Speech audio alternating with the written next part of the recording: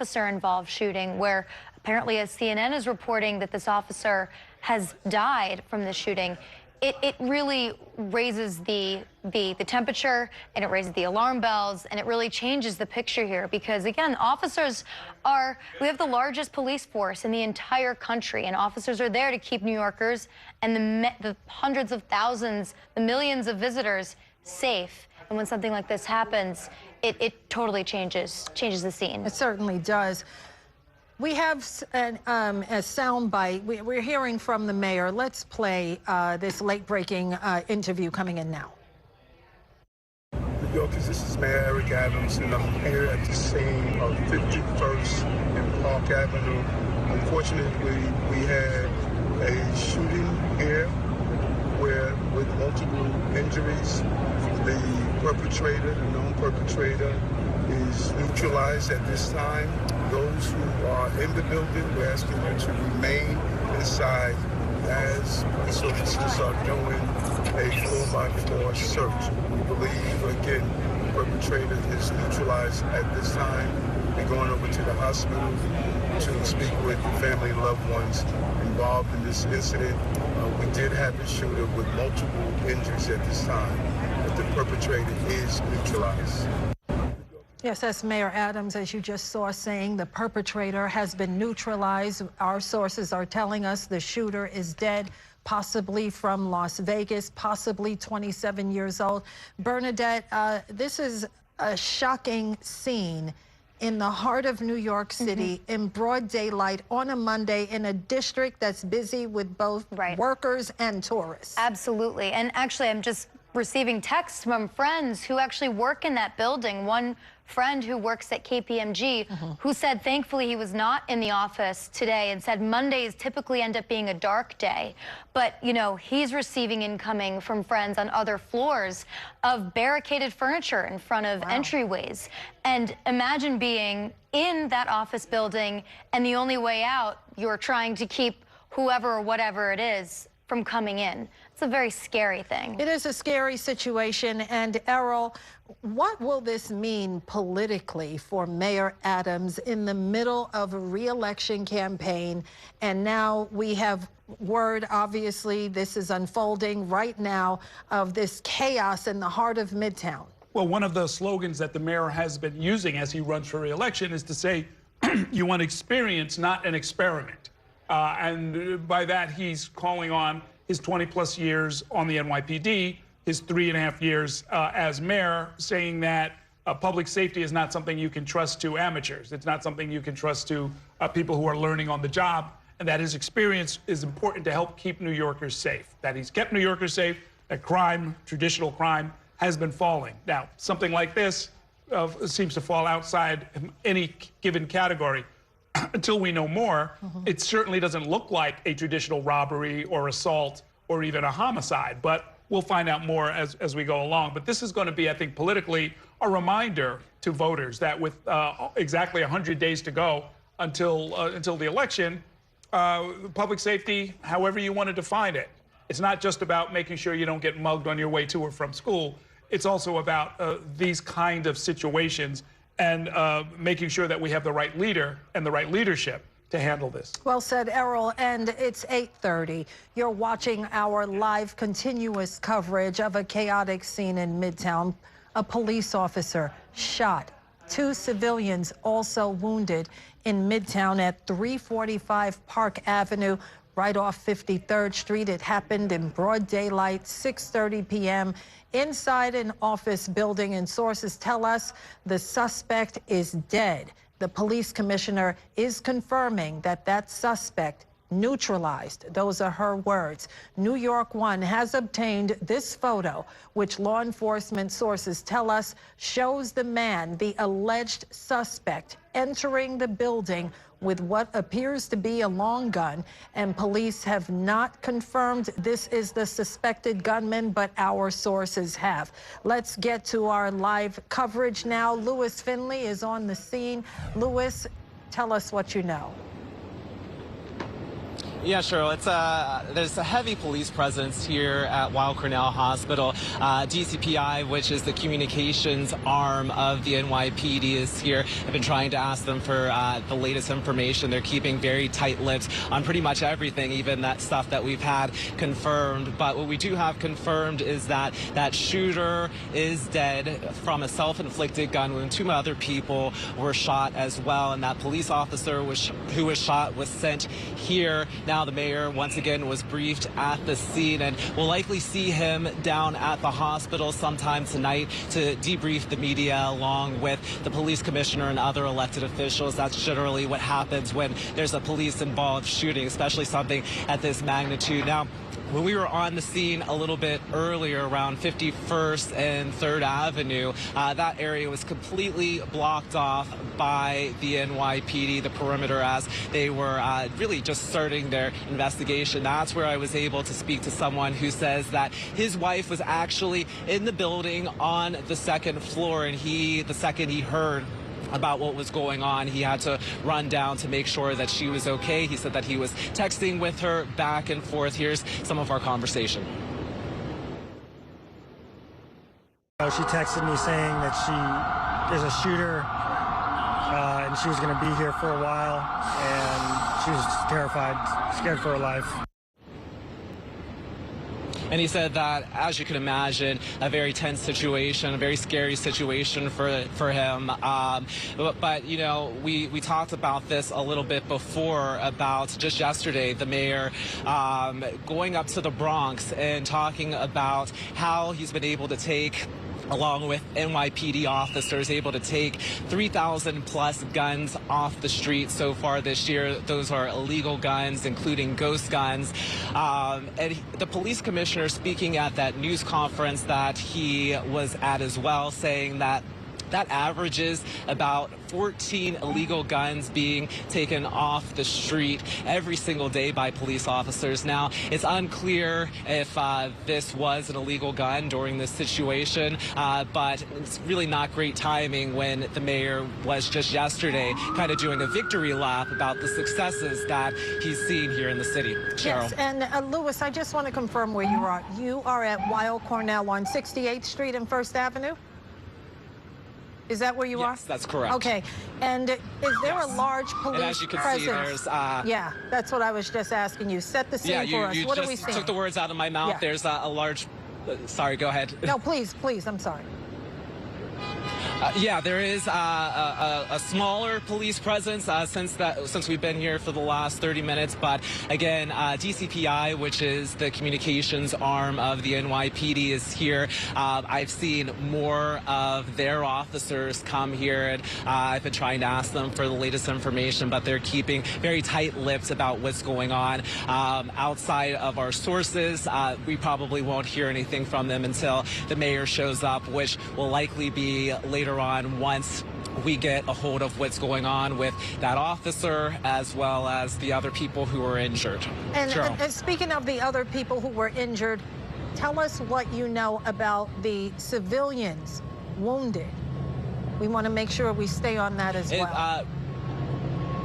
Yeah, absolutely. It's unclear their condition, but we do know that 2 people were injured. It's unclear where they were in the building at the time of the shooting, but we're still waiting to hear a little bit more information about how they're doing as well. Cheryl. Okay, and is the police commissioner, Jessica Tish, did she make it up to Weill Cornell on the Upper East Side there yet? Do you know?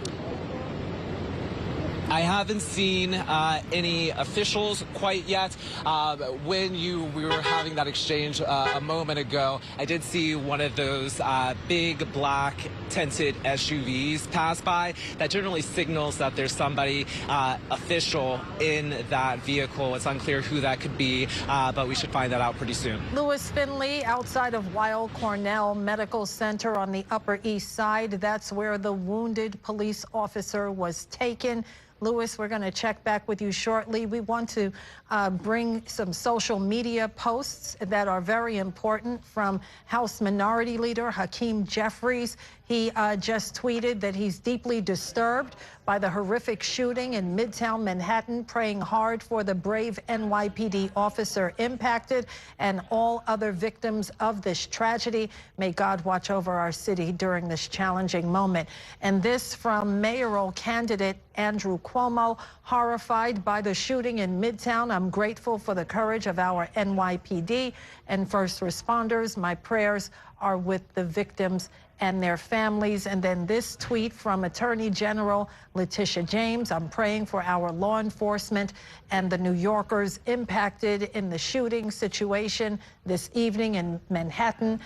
Please continue to follow all guidance from NYPD News. And that's something, Errol, that we are trying to learn more from the NYPD. We have a police officer shot and taken to Weill Cornell Medical Center on the Upper East Side. At least one, perhaps two civilians also wounded. This is not a good day for New York City, Errol. No, this is a terrible day for New York City. When our transportation and our safety and everything is just kind of snarled and brought to a halt. And a reminder that in a city of 8+ million people, it only takes one with a gun to completely disrupt the lives of so many other people. Our hearts go out to the family of the officer. We still don't know his exact fate, but there's been some reporting that he may not have survived this incident. We have the person himself, who apparently took his own life. We have another person fighting for their life in the hospital. About the worst kind of day that you can have. The worst kind, I agree with you. And Bernadette, again, Governor Hochul has been briefed. What else are we hearing from state leaders? Right, the governor has been briefed. It's unclear if she will be present on the scene. Again, usually the NYPD takes the reins in all of this, but this is a multi-agency investigation, state police, FBI, NYPD. But again, everybody is waiting to hear more official confirmation of what exactly happened. What's the timeline of how this individual, this alleged shooter, as we saw from a photo that NY1 was able to obtain, how somebody walked in with what looks like a massive rifle, make it up to the 33rd floor, and shoot individuals and then turn the gun possibly on himself. So this is very scary. You know, you have people that are there for their workday, they're barricaded in their offices, they're trying to just put their time in, go home, and this is what ensued instead. This is what ensued. And again, we're learning that the alleged gunman has taken his own life. But it begs the question, how could something like this happen in a highly, you can't come up to NY1. You can't even get on the elevator. It makes you wonder how something like this could happen. Sure, and offices like this, again, you have massive firms, Blackstone, KPMG, you have NFL headquarters at this building, and you know, just to get into some of them, you need a badge. You need to work there and have a badge to buzz in and go up some of these elevators. Some elevators, you know, they only go to specific floors. So the question is, did this person know exactly where they were going and who they were seeking out? And, you know, we don't know anything about their plans, what was going on in their head, and if they did intend to also take their own life, as we have learned. But those details will be forthcoming. They will be forthcoming. We are waiting for a press conference from the mayor and all of the elected officials and, of course, the police commissioner. They're all at the scene. We have an officer who was taken to Weill Cornell Medical Center, and we have 2 civilians who were also wounded, 3 apparently in all. And the prayers from all of the city's elected officials are with the people affected by this tragedy. And Errol, you know, again, you're the political anchor, and politics always seeps its way into any tragedy. Where do we go from here? Yeah, I mean, one of the things that is a sure bet coming down the home stretch of any election is that something unusual is going to happen, right? Something big. In the past, it's been a blackout or a terrorist attack or a threat of a terrorist attack or a flood or a storm of some kind. This, you know, is what happens. And it's a chance to assess leadership and what we think of leadership. And, you know, the man in the middle, or I should say the man in the spotlight right now is the mayor, since he's in charge of our public safety and in charge of the NYPD. But the governor is right there with him. Curtis Lewa right there with him. Zoran Mamdani, although he's out of town, will have to sort of present his credentials as well. And it is a reminder that we're looking for mayor, a leader who can handle a lot of different things, can deal with the schools, can deal with the business community, can deal with the economy, but first and foremost, deal with our safety. And we give them billions and billions of dollars, 50,000 employees, 35,000 odd in uniform, and the rest of civilian employees. We give them a lot of gear, a lot of technology, and this is a chance, I mean, among other things, to sort of see how they can perform, both the organization, the NYPD, and its political leadership. Yeah, and you know, when Mayor Adams took over 3.5 years ago, one of the first tragedies he dealt with was a police officer killed on the job. That's exactly right. And here we are. We have not independently confirmed the condition of this police officer, but if that's to be the case, which CNN is reporting, what will that mean for the possible end of his mayoral team? Yeah, well, I mean, look, the facts will all have to sort of be lined up, and then we'll see if there was a lapse in security of any kind, whether it's the NYPD, private security, or anything else. I think New Yorkers are discerning and fair people, so that if it is the kind of lone wolf attack that no one could have anticipated and was not necessarily possible to defend against, I think people will understand that. If, on the other hand, there are the kind of lapses that have led to problems in the past, someone's going to have to answer for that, for sure. For sure. Let's listen now to some more interviews from eyewitnesses at the scene. Watch. We were in the building. I was literally just getting ready to leave, and then we heard an announcement that said it's not safe to be outside. You got to stay put, and you're not allowed to leave the building. So, you know, it was pretty much just confusion. We're like, wait, what happened? And, you know, we sat around. We got the news from online, and we kind of got updated as far as what was happening, just an active gunman walking through, going into the building. So after we heard that, it was just, you know, concern for people that worked around here and just trying to understand what happened. And like he said, the evacuations, people were so concerned about their colleagues in this building, Bernadette.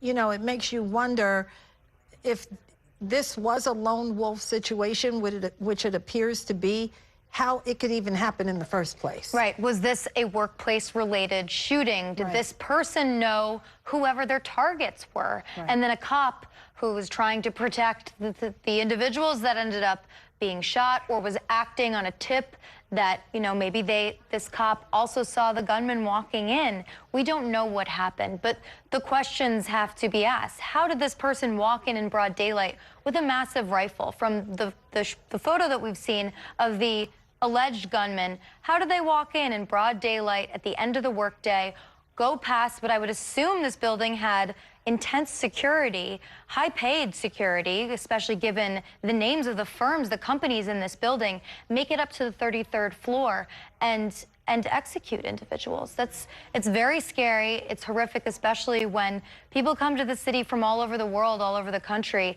to work. And yes, remote work has, thankfully, at least today, kept some people out of this building, possibly preventing it from being a worse situation. But, you know, you don't want people to be afraid of going into their own workplace. Right, and it's shocking. We're looking at images coming in now of people walking with their hands up on the streets of Manhattan, being evacuated from their office building, being told to go to a safe space. And this, again, happening in broad daylight. A gunman, an alleged gunman, we believe, from Las Vegas, that according to CNN, there he is. He's said to be dead. We can confirm now. Again, the sad news just coming into our newsroom that the police officer has died.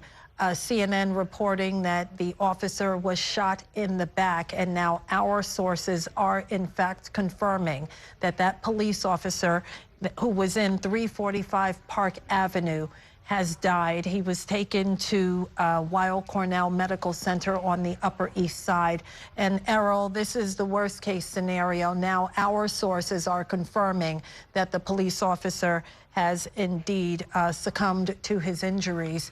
This is a devastating blow for the NYPD, for the city of New York, for all officers, and for all New Yorkers. Sure, an officer whose family will now grieve him, the co-workers who will miss him, a public that will be grateful, but, you know, grateful plus a flag and a casket is what the family gets, you know. Yeah. It's an ever-present danger. People take the oath and go through the academy, and they understand some of the danger that they're exposing themselves to, but nobody signs up for something like this, being shot in the back by a lone gunman. It's from the facts that we have so far, it wasn't necessarily even a shootout or anything like that. It wasn't even a confrontation necessarily. So, yeah, a tragedy all the way around. And it deeply affects cops, including ex-cops like the mayor. Yes. You know, some of the few times that you see him get emotional in public, it's around these kinds of incidents, because those who have served know that it could have happened to them, and it has happened to some of their friends over the years. And it's a burden that we ask them to bear. We pay them what we pay them. We probably don't pay them enough. We do not pay them enough. Absolutely. And they live with this, along with a lot of criticism when they don't do the job that we would have them do. So it's going to be a very emotional time for a lot of people in the city over the next few days. Indeed, you're right, very emotional. And we have this late-breaking information also coming in. Police are still going through the building this very hour, searching for anyone wounded, and they're still evacuating the building. Let's bring in our Dean Memminger. And Dean, as you heard, we can now confirm on our sources that the police officer has died. Dean, what more can you tell us? Yes, that's right. Several law enforcement sources are actually telling us this.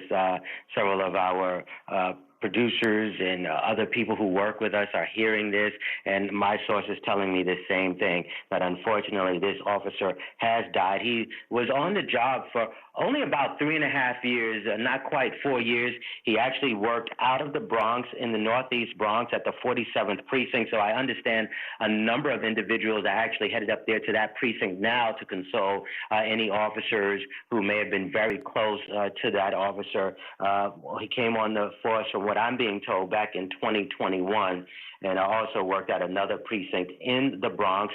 Now, he was, from what we understand at this point from law enforcement sources, he was in uniform, but at the time of this shooting, he was on a paid detail from another company.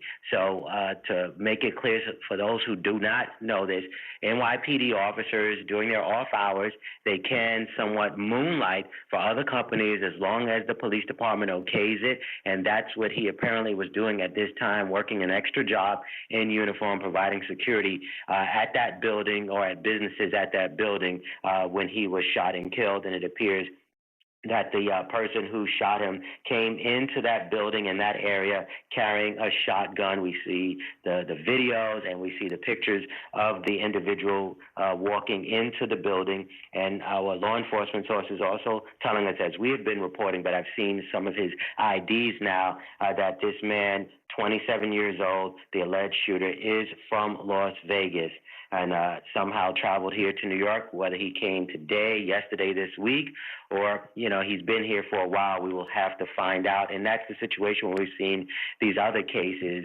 where there's a tragic shooting in our city. The NYPD and the federal authorities have to kind of backtrack their movement. Did they drive here? Did they fly here? Did they take a train or a bus? But with all of the technology we have nowadays, the video cameras tracking credit card and debit cards, they will figure out when he got here to New York, and they want to figure out why he did what he did this evening, Cheryl. The question, why did this gunman do this? And Dean, tell us more about the casualties. Are you hearing anything further? We know now, sadly, that a police officer has died. We heard about 2 civilians. Are you hearing anything else? I don't have their conditions. At least 2 civilians were shot, according to our law enforcement sources. I'm not clear on their conditions, but once again, just thinking about, they were shot with a rifle, on assault rifle, so it's very hard to survive that sort of thing. If you think about the police officer, more than likely wearing a bulletproof vest or a bullet-resistant vest at the time, and he died.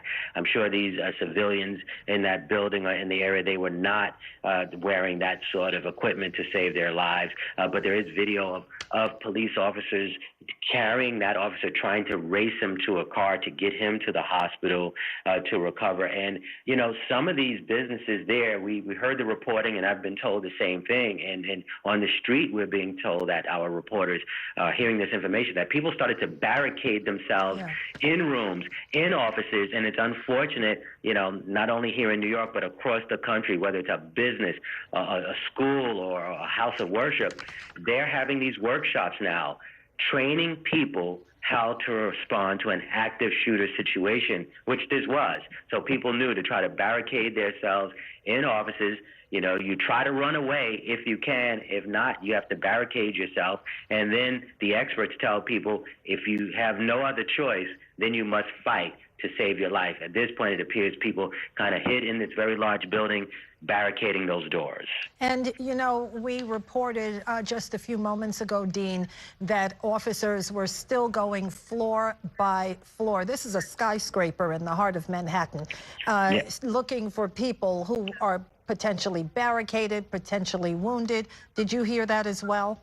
Yes, that they were going, you know, floor by floor. We understand that the alleged shooter was found dead, committed suicide from what we understand, shot himself on the 33rd floor. But, you know, police were going floor by floor, looking for anyone who was injured, anyone who was barricaded, if there were other suspects. At this point, we've been told that the situation has been neutralized, meaning that the person shot themselves, but also meaning that they don't believe there's another threat out there, but they were going floor by floor and still doing that. You really have to go through this entire building.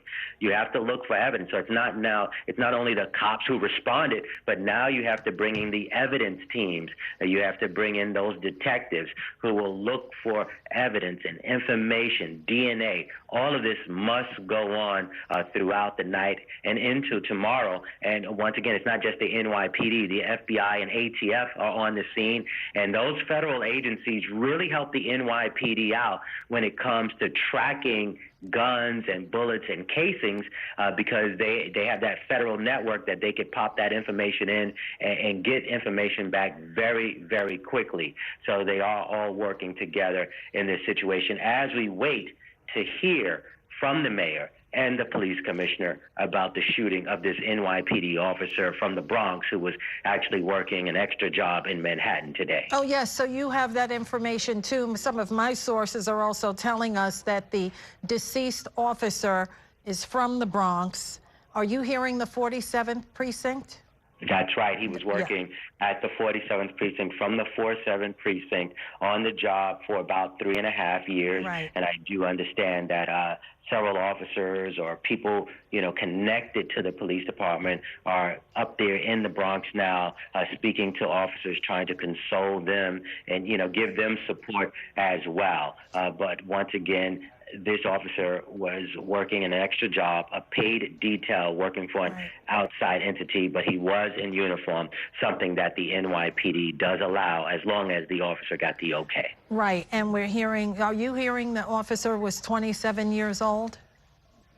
I don't have that the officer was 27 years old. I do believe that the alleged shooter was 27. I do have that. I believe that the alleged shooter was 27. But the officer, once again, only on the job for about 3.5 years, Cheryl. Right, and we're not releasing his name out of respect for his family and his colleagues. This is a horrific, horrific situation. And again, you're not hearing anything about the other wounded people, right, Dean? You don't know their conditions. I'm not getting any information on them, but I'm quite sure once they hold this news conference, they will let us know as well. And, in this kind of situation, we often in the media, we've been doing it a long time, we will get the names of people. Right.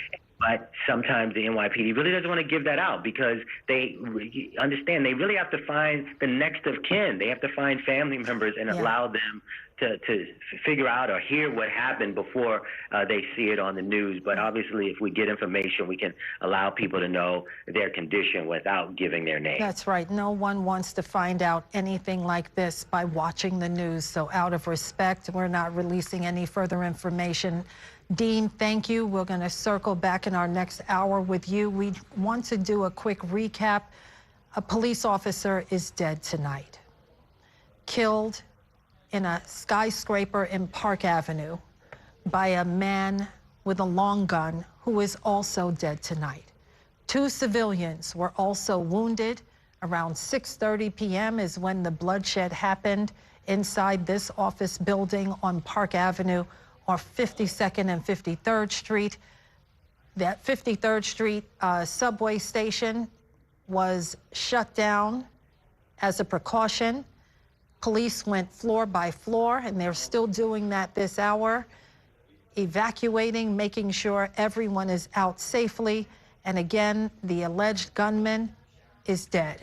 Police Commissioner Jessica Tish confirming that he's been neutralized and the scene is contained. We're going to take a quick break. We're going to reset at the top of the hour. We'll be right back.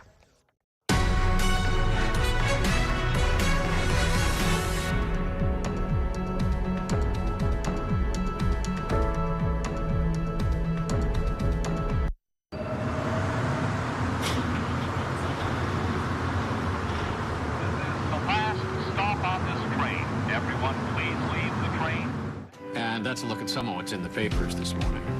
You've done with the sports section. Today's story is about the latest chapter for a beloved local business. It's a beautiful day with temperatures in the 60s, but showers are expected in the next hour. In a city that's always on the go, it's important to stop to hear the stories that connect us. The news that matters to New Yorkers. That's what brings us together. That's Mornings on 1. Weekdays starting at 6. Exclusively on Spectrum. We chose Spectrum Business because every second matters in our operation. We need a network that can move as quickly as we need to. We've built some clientele that are not local, and live streaming is the way we connect. We are a takeout restaurant. You order your food online, half our business is online.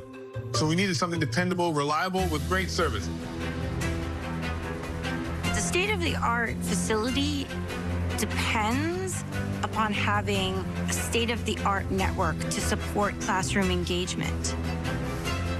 When we had our grand opening, we needed to be able to operate from day one with ease.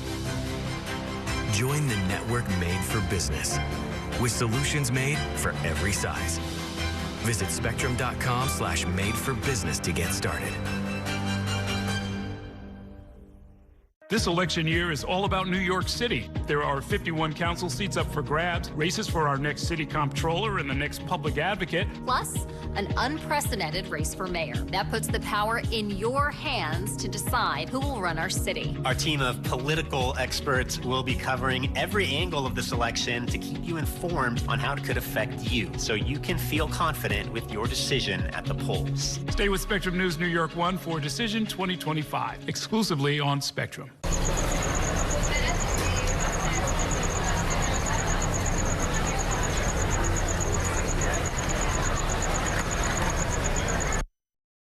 It's 9 o'clock. 1-800-GOT-JUNK for home or office. We make junk disappear.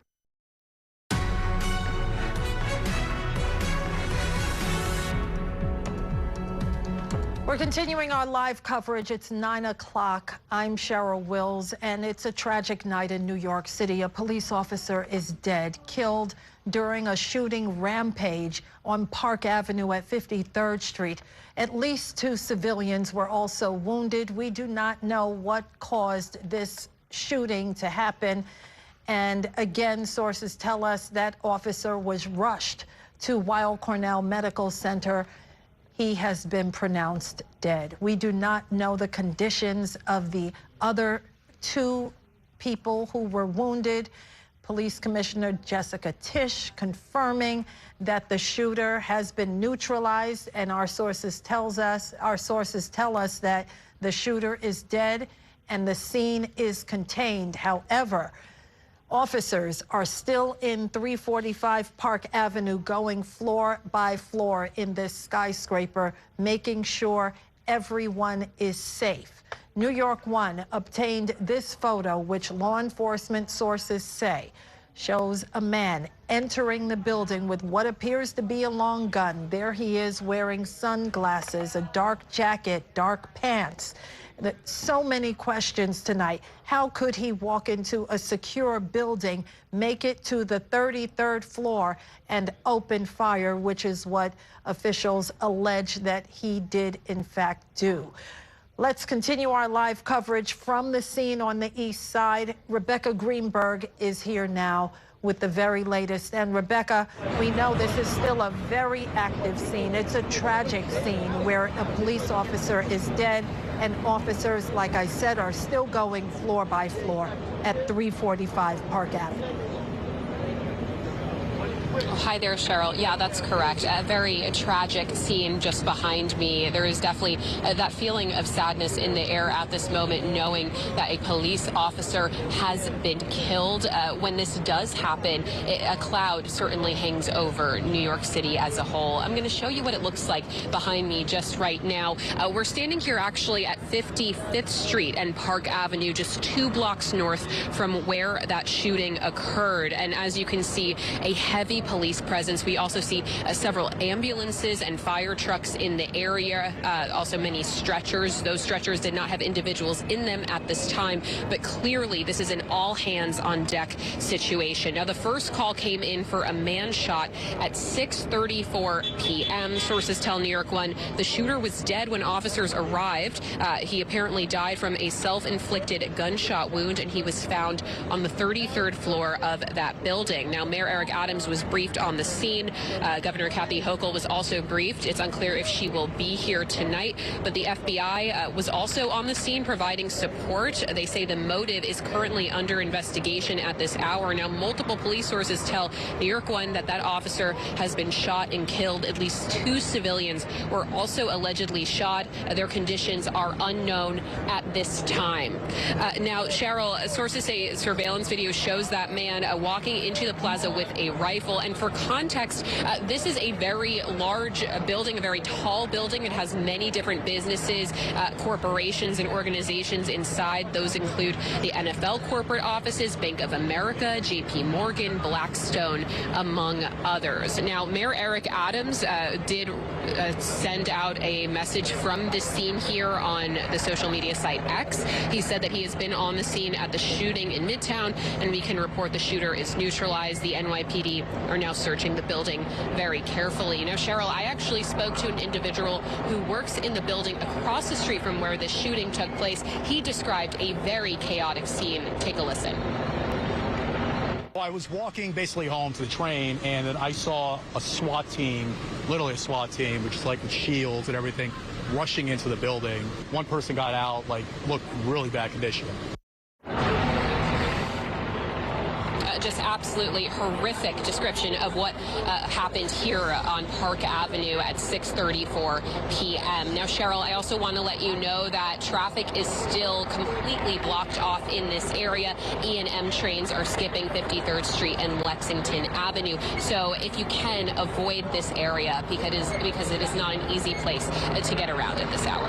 Rebecca, I'm going to come back to you, but we have late-breaking information coming in from our Dean Meminger. Dean, what are your sources telling you now? Yeah, we're speaking to a number of law enforcement sources. So at this point, we have been told by law enforcement sources that at least 3 people are dead, but it could be up to 5 individuals dead, and that includes the police officer and the alleged shooter. So at least 3 dead, but that could be up to 5, and that does include the alleged shooter and the police officer. And we were told 6 people were shot during this event earlier this evening, right around 6:30 there in Midtown, right off of Park Avenue. So that information is coming in. So we see that the casualties and fatalities are continuing to increase. And, you know, this is why the police commissioner and the mayor, they are waiting until they really hold that news conference until they can get all of the information in. Sometimes, you know, when someone is shot, they race them to the hospital and they're able to survive, actually revive them, and they stay alive. Other times they're working diligently for several hours to save a person's life. So it's very hard initially to say how many people have died after a shooting like this. But once again, at this hour, Cheryl and everyone, we're being told at least 3 are dead, but that number could be as many as 5 dead, including the officer and the alleged shooter, and 6 people were shot this evening. That's the word from law enforcement sources. Yeah, and Dean, so that qualifies as a massacre, according to your sources. Did you get any indication where the people were killed? Were they all killed on the 33rd floor, or were some killed, say, in the lobby, someone walking in with a long gun, broad daylight? Yeah, I don't have that information. Who knows when he started shooting? And I know, I'm just wondering if your sources confirmed any of that information. Were some killed in the lobby and then on the 33rd floor, or is that information not available yet? Yeah, I did not get that information yet, but I'm quite sure they have looked at all of that video to try to figure out where most people were shot, and if it was somewhat of an encounter with that police officer who was doing security there at the building, and he sees a man walking in with a long gun or a rifle, and that alleged shooter, once again, we have learned, is from Las Vegas, from the metropolitan area, and he also, according to law enforcement sources, had a concealed firearms permit. Now, I'm not sure if that's the permit for a long gun, but according to law enforcement sources, he did have a permit for a concealed firearm from Las Vegas police. So they are definitely getting more and more information about this individual. And once again, according to the police commissioner, this was a lone wolf kind of situation, just one individual, and allegedly he shot and killed himself. So if he had ID on him, the police department looking at all of that ID, going through his background history right now, speaking to his family members, speaking to any co-workers he may have had, trying to figure out if he told anyone why he did this or if he was going to do it. Right, and let's talk once again, Dean, about the police officer, the member of the NYPD, now confirmed dead.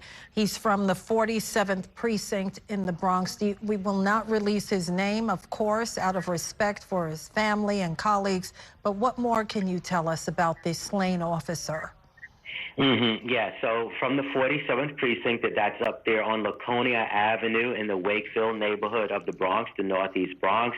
I understand he also, when he got out of the police academy, worked at another Bronx precinct in the northern area of the borough, and only on the force for about 3.5 years. At the end of this year, he would mark 4 years on the job, so really not on the job very long, but you know, also working like many officers do, working a second job or multiple jobs as a police officer. He could put on his uniform, have his weapon, and go to any business or an event and provide security there as long as the NYPD knows about it and gives him the okay. So it appears that's what he was doing this evening when he was shot and killed there in Manhattan. Yes, and again, we're learning that multiple civilians have also been killed. Do you know anything about, were they workers? Were they security guards? Do you have any information about the other fatalities? No, our law enforcement sources did not share that with us at this point, so we're not clear if they were actually working in the building at the time, or any of them shot, outside of the building. Were they on the upper floors? We understand that there was some sort of, this is a large building, right, with major corporations there, but we also understand that there may have been some special event going on. Not sure if he targeted that event, so that's something that we will definitely get from the NYPD, and also get, his connection. Why did he go to this building? Is it something about a business there, right, or is it something about an individual there when it comes to a business relationship? Was this a personal vendetta, why he did it? So a lot of questions we have as journalists and reporters, and hopefully the mayor, police commissioner, and the other police chiefs who are there on the scene can provide some of that information when they have the news conference this evening. But once again, the police department saying this situation is now contained, but the investigation is ongoing. Dean Memminger with us. Dean, stand by. We're going to come back to you soon. Let's get to Lewis Finley, who's at Weill Cornell Medical Center. And Lewis, that's where the officer who has now succumbed to his injuries was taken. Set the scene for us there. Yeah, Cheryl. That's where also they'll hold the news conference. It's unclear when that'll happen. But since the last 15 minutes have passed, I've seen about 6 of those black SUVs with black tinted windows go down to where the emergency room is over my left shoulder. That's likely top-ranking officials. We're talking about the mayor and the police commissioner going inside. This is speculation, of course, before they come over here to brief the media. And when they do, we'll likely hear not only from the mayor and the police commissioner, but also the Police Benevolent Association as well. Again, we're hearing that officer has died here at the hospital. It's unclear where the other people who were shot were sent, but as the time has gone on since we've been here, there's been a little bit of a stronger police presence. Again, more black cars and SUVs going back into the emergency room area. A lot of questions that the media has, how this person was able to get into that building with a rifle, how he was able to get up to that floor. Hopefully we'll learn a little bit more information about that officer tonight, and his role in this, how he was there. But a lot of unanswered questions tonight as we wait to hear from the mayor, the police commissioner, and other top-ranking officials. Cheryl. Yeah, and Lewis, we just want to set the scene for you. You're at 68th Street and 1st Avenue, Weill Cornell Medical Center. This is where the slain officer was taken. And you are saying that the press conference, when all of the officials are ready, are going to hold it outside of the hospital. Is that correct? Actually, they're getting set up inside, directly in front of me at 68. We're actually at 68th in York, but they have the stage set. We're just waiting for officials. Once again, I've seen those black SUVs pass through, so likely the speculation that they're already here. We might, rather they might be talking to that officer's family at the right now. And also one thing else that I noted is those beat cops that are on the ground, they started to appear. So that's something that we see when there's a police officer involved shooting, or a police officer shot and killed. We'll see a big, strong police presence because this is one of their fallen brothers. So we'll likely see an increase in police in this area just for support of that family. Cheryl. And Lewis, civilians, we're learning that the number of civilians is higher than originally thought who were killed. We're learning that at least 3 civilians were killed tonight. Are you seeing anything from their family members coming there? really right now, police are keeping the emergency room, which is right behind me, pretty much on lock, only letting certain vehicles go through. We are seeing people walk past. It's unclear their relationship, but that would be entirely speculative at this moment, Cheryl. Okay, Lewis Finley, we're going to circle back to you very shortly. Stay at that active scene. Let's bring in Bobby Kuza. The scope of this tragedy is worse than originally thought, Bobby, and we've been here sadly before. Last year, we lost Jonathan Diller, a member of the NYPD. Yeah, I mean, sadly, we've seen a number of members of the NYPD killed over the years. Jonathan Diller was the most recent. That was in March of last year. That was a traffic stop in Far Rockaway. He and his partner had approached men who were in a car parked at a bus stop, and then Jonathan Diller tried to get one of the men to exit the car. He didn't cooperate, and eventually there was an exchange of gunfire, and Jonathan Diller was shot and killed. And then before that, back in 2022, just days after Mayor Eric Adams had first come onto the job, there were two officers who were shot and killed, Wilbert Mora and Jason Rivera. And the mayor often talks about that experience because it happened right after he took office. They were responding to a domestic violence call in Harlem, and that went awry, and they were both shot. One of them died days later. So this would now be, I guess, the fourth officer who's been killed in the past. On Adams' watch. On the watch of Mayor Eric Adams. And he takes these personally. He was a police officer himself, and he's gotten emotional when he's talked about some of these incidents in the past. I mean, obviously, this is a different situation, right? Because, sometimes we have police-involved shootings when, they're in the course of responding to a call, or they've pulled someone over. They're responding to a situation where they're conducting crime fighting. This seems to be, I think we can fairly characterize this as a mass shooting, right? And this officer appears not to have been on duty, even though he was in uniform. And it appears, we still have a lot of questions about how this unfolded, but it appears that he was providing some type of private security in the building. And so we don't know whether the gunman, when he entered the building, may have been firing indiscriminately and may have engaged with the police officer. We're just really engaging in speculation at this point. But this is, just another tragedy, even if it unfolded in a way that was very different to those other fallen officers. Absolutely, Bobby, and we've been live since about 7:30, and we're getting this information, and now law enforcement sources telling us that the alleged suspected shooter is named Shane Tamara. Shane Tamara, who's believed to have ties to Las Vegas, including a concealed firearms permit in Las Vegas. And it begs the question, Bernadette, this looks like, and we're going to get more information when they give us the press conference, which we're standing by waiting for. And of course, we want our viewers to know that we will bring it to you live in its entirety when it happens. But Bernadette, this feels like a workplace shooting.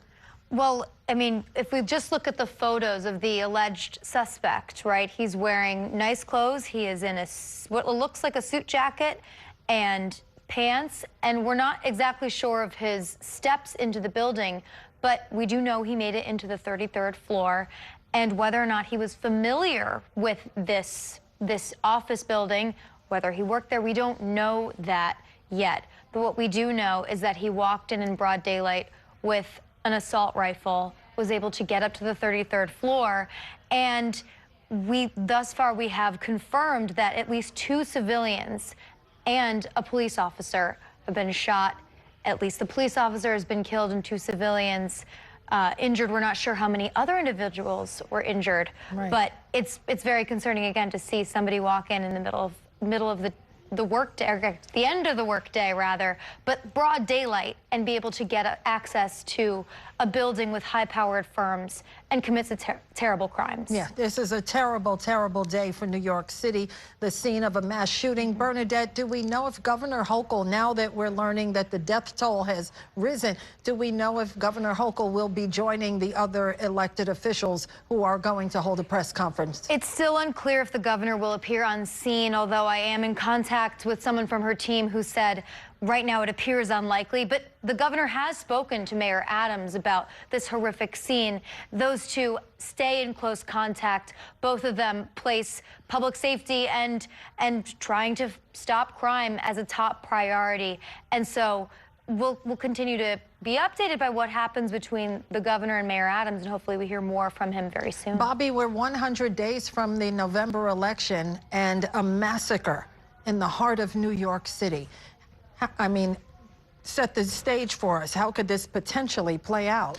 Well, I mean, the crime has obviously been top of mind for voters, although, yeah, I think there was a lot of talk over the past, 6, 8 months over the state of public safety in New York City and how much of an element that was going to be in the mayor's race, right? Because we saw, I'm thinking of people like Andrew Cuomo, who sort of portrayed this as a city in chaos, right? With random acts of violence on the subway and promising to come into office and to restore a sense of order to New York City. I mean, I think as it happened, as things played out in the mayoral primary in June, it seemed like the way that the electorate responded, at least the primary electorate, had more to do with the state of affordability in the city and less to do with public safety. And, we have seen, at least in some categories of crime, that crime has been on the decline, right, in recent months and recent years. So this, obviously sends shockwaves throughout the city and, can obviously contribute to a sense of people feeling less safe. But on the other hand, I mean, we talked about this earlier, this is, appears to be the type of mass shooting. We don't know yet how targeted it was, but, people may react differently emotionally to this type of mass shooting than they might to a random act of violence on the subway, right? Where someone gets shot or gets, gets robbed and killed or gets pushed onto the subway tracks. I'm thinking back to the shooting of the United Healthcare CEO, right, which was really more of a targeted assassination. Right. And I think that, instills fear in a different way than when you're talking about random street crime. Right, but this is a whole different level. This happened on the Upper East Side, a skyscraper where the NFL, KPMG, right, so many high-end businesses are, and an alleged gunman walked in holding a long gun in broad daylight. Right, right. I mean, I guess, I don't know what's worse, being right, threatened on the street, right, or feeling, unsafe in the workplace. In the workplace, yeah, right? And this is, we talked about this office building. It's a huge building. It's 44 floors. There's all different types of firms in there. And, we've heard all these reports about workers having to barricade themselves in their offices or just fleeing the building in terror. And we still don't know the victims, where exactly they were shot and what firms they may have been working for, where they were inside the building. But yeah, this is, it instills a different type of terror. And it's, I guess you could qualify it at this point as a workplace shooting, although we just don't know enough the details. Yeah, we're going to get that word as soon as we hear from the police commissioner, from the mayor. Again, we are awaiting that press conference, which is going to happen outside of Weill Cornell Medical Center, where the slain officer was taken. Right now, there's a massive presence, not only at the scene at 345 Park Avenue, but a massive presence at Weill Cornell Medical Center at York and 68th Street. Bernadette, the implications of a mass shooting in the heart of New York City, this is going to reverberate on so many different levels throughout city government, throughout advocates who are worried about crime. After affordability, crime was right under that. Absolutely. And, crime has really been the steady concern of elected officials and of New Yorkers for the past, let's say, 5 years. Eric Adams was elected in 2021 as the public safety candidate. Former police officer, someone who promised that he would bring down crime. And largely, he's been able to achieve that through statistics that we receive every single month from the NYPD in all the major categories, that there has been a steady decrease. Governor Kathy Hochul actually almost lost the 2022 gubernatorial election to Republican Lee Zeldin. She ended up pulling it through by nearly 6 points because she really couldn't get a handle on the crime issue and concerns that people really had. It's triggered a backlash in the state legislature, forcing the Democrats to change the bail laws and discovery laws. And so now, where it seems as though there's been a bit of a lull, people have, you know, maybe with the exception of riding the subways, believe that walking around and going to work in New York City has kind of stabilized, especially after, you know, the concern following the pandemic. Sure. But now, as you're seeing an officer shot, 2 other individuals confirmed dead, and sources are saying at least 6 people were shot, that rises to a whole different level. And as Bobby mentioned, the United Healthcare CEO being shot and killed, that happened outside a hotel in the early hours, targeted attack. This is something where we still don't know who else might have been caught in the crossfire and accidentally hurt or killed by this alleged gunman. That's exactly right. And Bobby, this also speaks to gun control. You know, when we hear about mass shootings, generally speaking, it's not in Manhattan. Right. It's other places. And now here we are. Right. And, you know, that's going to be one of the focuses of the investigation is how he acquired the weapon. You know, we've learned that he appeared to have a concealed gun permit. Obviously, it's not legal to be carrying this kind of weapon on the streets of Manhattan. So where he acquired the gun, you know, and where that gun came from, again, I think will be something that investigators are probably already working on now. And, you know, as we've been talking about, you see the weapon pretty clearly in this photo from outside of 345 Park Avenue. So that's another thread. I mean, our Dean Meminger was talking about all the different facets of the investigation because, you know, right now we're worried about the victims and, you know, who these people are. We've been talking about the police officer who's been killed, and that's our sort of immediate concern is with the victims.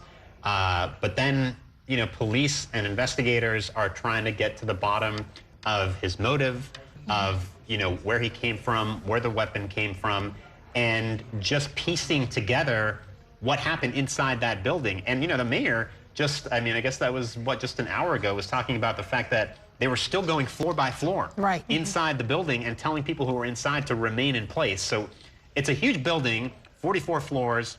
At this point, I'm not even sure if investigators know exactly the path that the gunman took while he was inside of the building. So, you know, there may be things that we haven't even found out about yet that happened inside that building. That there's still a lot of investigation. There's so much to know, Bernadette, because what was his connection to New York City is one. I mean, there are more questions than answers at this hour. Why? What was your connection? How did you get to the 33rd floor? And what is the state of this building right now? Right, and as law enforcement sources have confirmed, this individual is apparently from Las Vegas, and that's where his gun permit is tied to. Why was he in New York City? Was he a resident? Was he a visitor? 27 years old, according to sources. How did he know to go into this specific building and make his way to the 33rd floor, where, again, major firms, major companies are in this building, and one can imagine there's very tight security. And he made his way to the 33rd floor. How did he know what elevator to get into? Did he have a badge to access? Did he ask somebody who might have been in the elevator to help him access? We don't know what kind of level of coercion the other individuals in this building might have had to go through if they interacted with this person, because that's a very scary, what would you don't want to get in the way of somebody with a gun that looked like from that photo to be half the size of the alleged gunman. Exactly right. And Bobby, let's talk about who we are expecting to hear from when we take this press conference live. And I just want to tell our viewers again, we are waiting for the police commissioner and the mayor to give us an update on today's mass shooting at 345 Park Avenue. Bobby, this is a multi-agency response to this mass shooting. Yeah, that's right. I mean, we know that everybody from the FBI to the state police to the NYPD is involved. So we're going to see a lot of different officials from a lot of different law enforcement agencies at this news conference around 10 o'clock, which is when we're expecting it, alongside the mayor. I expect the mayor to be sort of the point person giving updates. I mean, this is going to be a very somber affair because we already know that this police officer has died, and I expect that that's going to be what we are hearing about first. I don't know at that point whether the police will be ready to reveal the identity of the fallen officer, but we're probably going to hear about an officer who's dead, and quite possibly at least one, possibly many more other civilians who were shot during this mass shooting and also succumbed to their injuries. So hopefully at that point we may also have some more detail from law enforcement officials about the suspect and about how this played out, how this unfolded, because there's so many questions about what exactly took place here, how it took place, who was targeted, was this random, was this, was this the result of some sort of personal vendetta? But the fact that the number of victims seems to be increasing, raises more questions, and whether, raises questions about where in the building this took place. Where did it happen? So many questions. Let me do a quick reset for our viewers who are joining us. It's 9:30, and it's a tragic night in New York City. We lost a police officer today from the 47th Precinct during a mass shooting in the heart of Manhattan at 345 Park Avenue. The gunshots rang out around 6:30 p.m. We have word that the alleged suspect is dead. Our sources tell us he walked into the building. You see, allegedly, that's the suspect we're talking about on between 51st and 52nd Streets in broad daylight, wielding a long gun. Sources tell us he shot himself. The police commissioner, Jessica Tish, confirming that the scene is contained. But again, we have been learning that officers went floor by floor in this 44-story skyscraper to make sure everyone got out and is safe. And we're also learning that 3 civilians are dead tonight. We do not know their names. We do not know how or where they died. Right now, we are waiting for a live press conference, which we will bring you in its entirety right outside of Weill Cornell Hospital. That's where the slain officer was taken. As we wait, let's go to Rebecca Greenberg. She's live from outside of 345 Park Avenue. Still a very active scene. And Rebecca, a very active investigation happening as we speak. Well, hi there, Cheryl. That's exactly correct. A very active scene behind me here. We're actually standing on 55th Street and Park Avenue because so many of the streets leading up to that building where the shooting took place are blocked off, and they have been blocked off for several hours at this point. When we were first getting to the scene coming from 42nd Street, we just saw one police car after another racing in traffic around rush hour to get here and to assess the situation. I'm going to show you what it looks like just behind me right now, Cheryl. Now, like I said, we are on 55th Street. This happened 2 blocks south from where we are currently standing. But as you can see, a lot of flashing lights here on Park Avenue. And it is a rare sight, Cheryl. We don't typically see something like this happening in Midtown on Park Avenue on a work day, on a Monday. This shooting happened just after 6:30 p.m. today on a Monday. Of course, a lot of people are just leaving work at that time. So it was definitely not ideal in terms of in terms of the amount of people who would be inside the building at that time, even though it is the end of the workday. And now we do know that the NYPD investigators were going floor by floor searching for this shooter, but it is truly every New Yorker's worst nightmare, Cheryl. But as you can see, so many police vehicles, so many ambulances. We've seen stretchers on Park Avenue, no one in them at that moment, but really just waiting for any and all victims of today's horrific shooting. And we still see several dozen police vehicles, FDNY vehicles, fire trucks, ambulances, really just waiting to attend to anyone who may still be inside, who may still be hurt. But we do know that the scene was neutralized. That's according, the shooter was neutralized, rather. That's according to the NYPD. So at the very least, no other people can be hurt by this individual. Rebecca Greenberg at 345 Park Avenue, just a few blocks away from that tragic scene. Rebecca, stand by. We're going to come back to you. But we want to give you an update on the alleged gunman. His name, Shane Tamura, believed to be from Las Vegas. And he had a concealed firearms permit from Las Vegas. And we're hearing that he walked into this skyscraper and opened fire, killing a police officer, and we are just getting word that the death toll has now climbed to 6. 1 police officer, that includes the gunman you see there who apparently took his own life, and 4 civilians.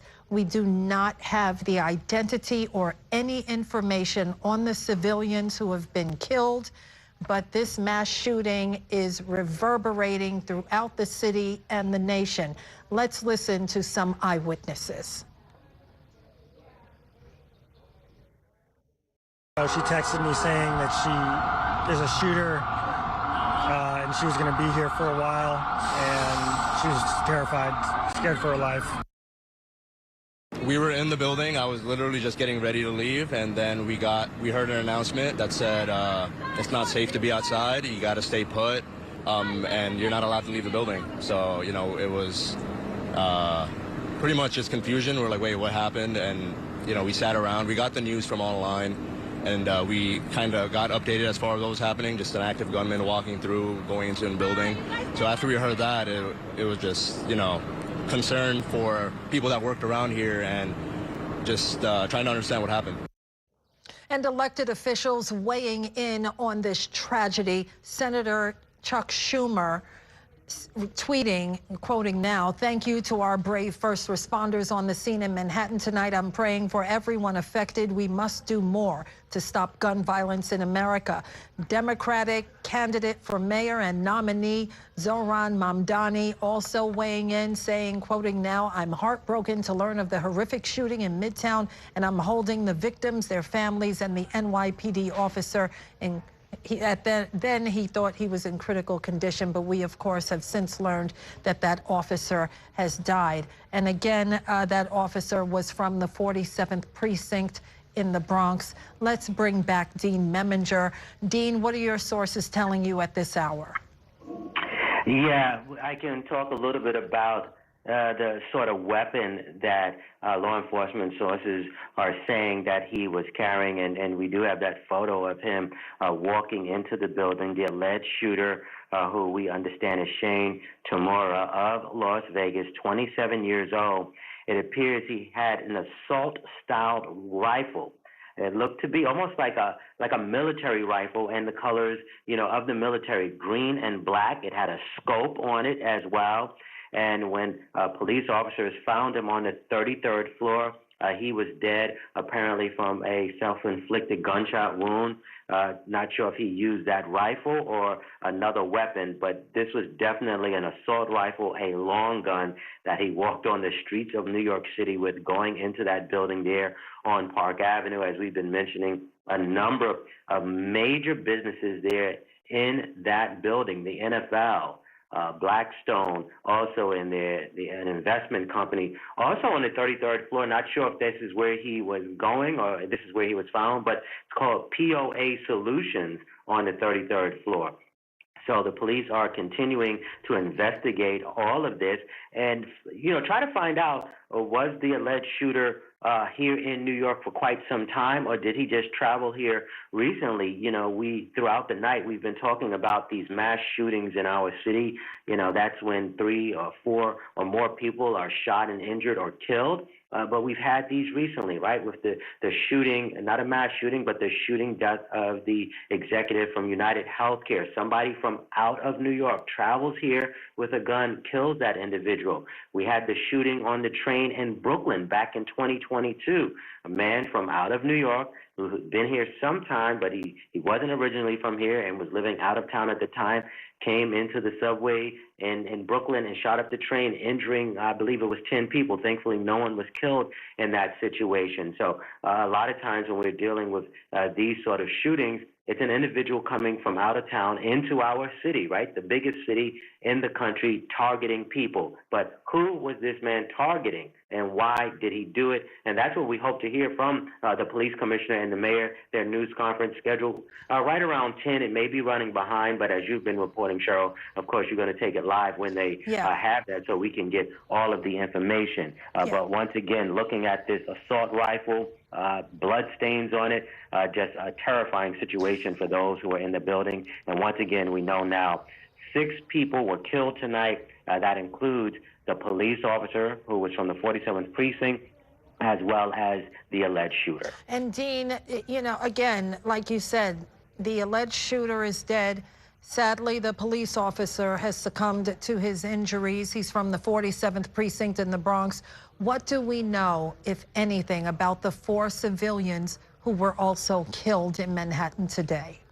We are still trying to get that information from police officially, as well as our law enforcement sources, because it's unclear at this point for us if they were employees on the 33rd floor, or did they encounter this alleged gunman on the street, in the lobby, on the elevator? So I personally do not know. So we're trying to get that information. But once again, there were a bunch of people in that building, in that office when this happened, and several people in their offices on that floor and other floors barricaded themselves in their offices, trying to keep safe once they heard that gunfire. And you can imagine the sound of an assault rifle going off in an office, the sound that made, and people probably knew what was going on, and they ran for safety the best they could. And Dean, we've both been with New York 1 30 years. I don't remember a mass shooting in New York City like this during our time here. Can you remember the last mass shooting? There's been a lot of shootings. This may be a little different. I would have to think about it, but I do think about, as I mentioned, I believe the man's name was Frank James, who went on the subway, which just one car and opened up fire and smoke bombs, shooting people. Thankfully, no one was killed in that situation, but that guy was on the run for several days. Right. So the city was, somewhat, people were terrified. They didn't know what was going on. But you are right, like to see somebody actually walking through the street in Manhattan, Midtown on Park Avenue with an assault rifle, definitely is frightening. But you also mentioned tonight, sometimes we have these shootings in our city where it's unfortunately gangs versus gangs, or some young kid upset with another kid, and they end up shooting a bunch of people and unfortunately killing folks as well. And this is, gun violence in our city and in our country. And as we've been reporting, it was just yesterday that the mayor and police commissioner, they were in the Bronx, and right as they were reporting a reduction in shootings and more guns being taken off the street, there was a shooting at the Bronx Dominican Day Parade, where 3 people were shot. Not sure if it was associated with the parade, but nearby. But, you have so many guns in our country, and these things happen, whether it's somebody from New York City doing it or someone from out of our city causing violence. Right. And Dean, I want you to take a look at this. We are getting these images just in. A new look at the alleged gunman, sources providing us with the image of Shane Tamura, the man police say carried out this massacre at 345 Park Avenue. That's a look at his concealed firearms permit, and the other is of the police officer. The remaining 4 are civilians. Again, the shooting today left 6 people dead, including Shane. You see him there, according to our sources, as well as a police officer from the 47th precinct. And Dean, you know about these images. What more can you tell us? Well, you know, they are releasing these images. Apparently, we see the permit, the concealed weapons permit. Perhaps that was on the individual when the cops found him dead there on the 33rd floor. You know, but it's not clear. This is not a concealed weapon, the weapon that he used. Right, that wasn't concealed. That's totally different. Right. Like, did he get this assault rifle legally? Is it illegal? How did he bring it to New York? Did he get it here? So a lot of questions about how he got this weapon here, and you know why he decided to really just walk through the streets with it. He didn't conceal it on the streets of Manhattan. He's walking through the streets with it, going into that building. So, and once again, a big part of this, and we may hear it tonight, if not tonight, tomorrow. But did anybody know he was going to do this? Could anybody have stopped him? Could anybody have made a phone call? Right? We hear sometimes about these things that, oh, he was making these dangerous statements, hateful statements, or he was angry at one individual.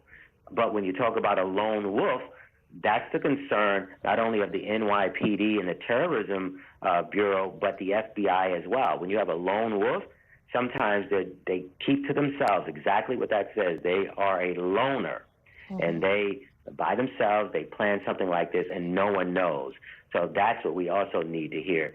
Could someone have stopped this from happening and perhaps alerted the NYPD or other law enforcement officials?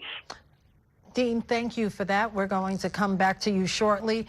Again, we're awaiting a press conference outside of Weill Cornell Medical Center, which is located at 68 and York on the Upper East Side. Louis Finley is there. Louis, set the scene for us. Who is gathering for this press conference, which, of course, we are going to bring to our viewers live in its entirety? Yeah, that's scheduled for 10 o'clock. We're about 15 minutes away from that. We're not seeing any clear movement that the news conference will be happening anytime soon. But in the past hour, I've seen those big black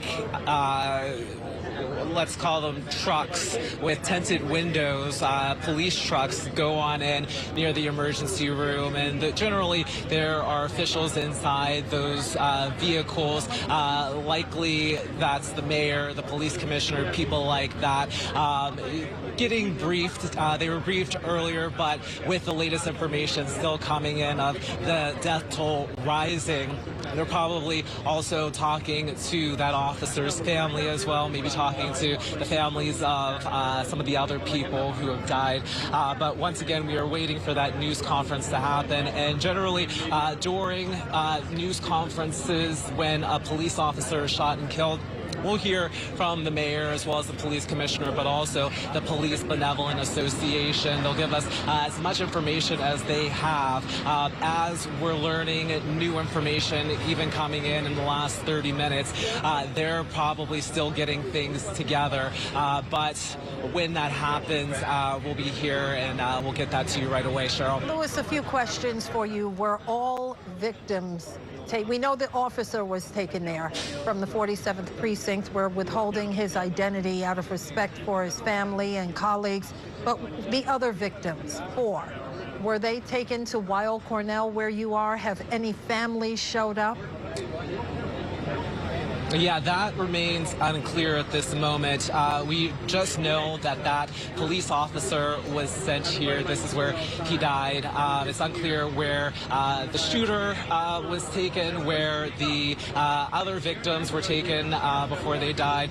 This is kind of the closest hospital in the area. It's about 10 blocks north. And when you're driving up 3rd Avenue, it's really a straightaway, probably about a 10-minute drive.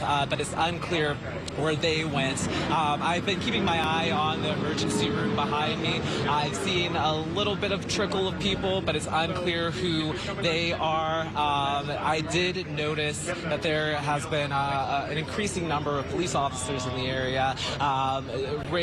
The police officers that you see that normally walk the streets. That could be an indication when something like this happens, when a police officer is shot and killed. They usually come and support the family, and they want to be near and do pretty much as they can to support the family and the family of their fallen brother. So we're still waiting. A lot of things still unclear at this moment, but we'll get a little bit more information probably in the next 30 minutes. I did see police officers. They are moving on into the area where the news conference will be. They were doing a little bit of a trot, so it could be an indication that something will happen shortly, but we'll keep you posted. Okay. Cheryl.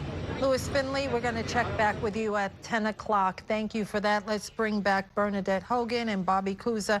Bobby, a mass shooting in New York City in the workplace on the Upper East Side, no less. A police officer is dead. The suspected gunman is dead, and 4 civilians. And we don't have a lot of information about those 4 civilians. Right. And, I mean, you mentioned a workplace shooting. I don't remember anything like this happening in New York City. I mean, I was trying to think, and I was trying to look up previous mass shootings in the city.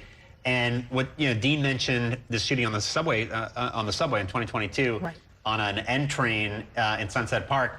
Guy opened fire, and several people were hit with gunfire, but nobody died. So that was actually miraculous that was not more of a deadly shooting. And then the gunman was actually on the loose for a few days. So that was sort of, that was an episode where we kind of got lucky that there weren't more casualties. And then, prior to that, you have to go back pretty far to find a mass casualty event of this kind. There was something actually that happened in 2017 at a hospital in the Bronx, where a doctor was killed and several others injured, which I think is maybe the only incident I can think of that was somewhat comparable. But we hear about mass shootings around the country all the time. I mean, it seems like every few weeks, and around the world.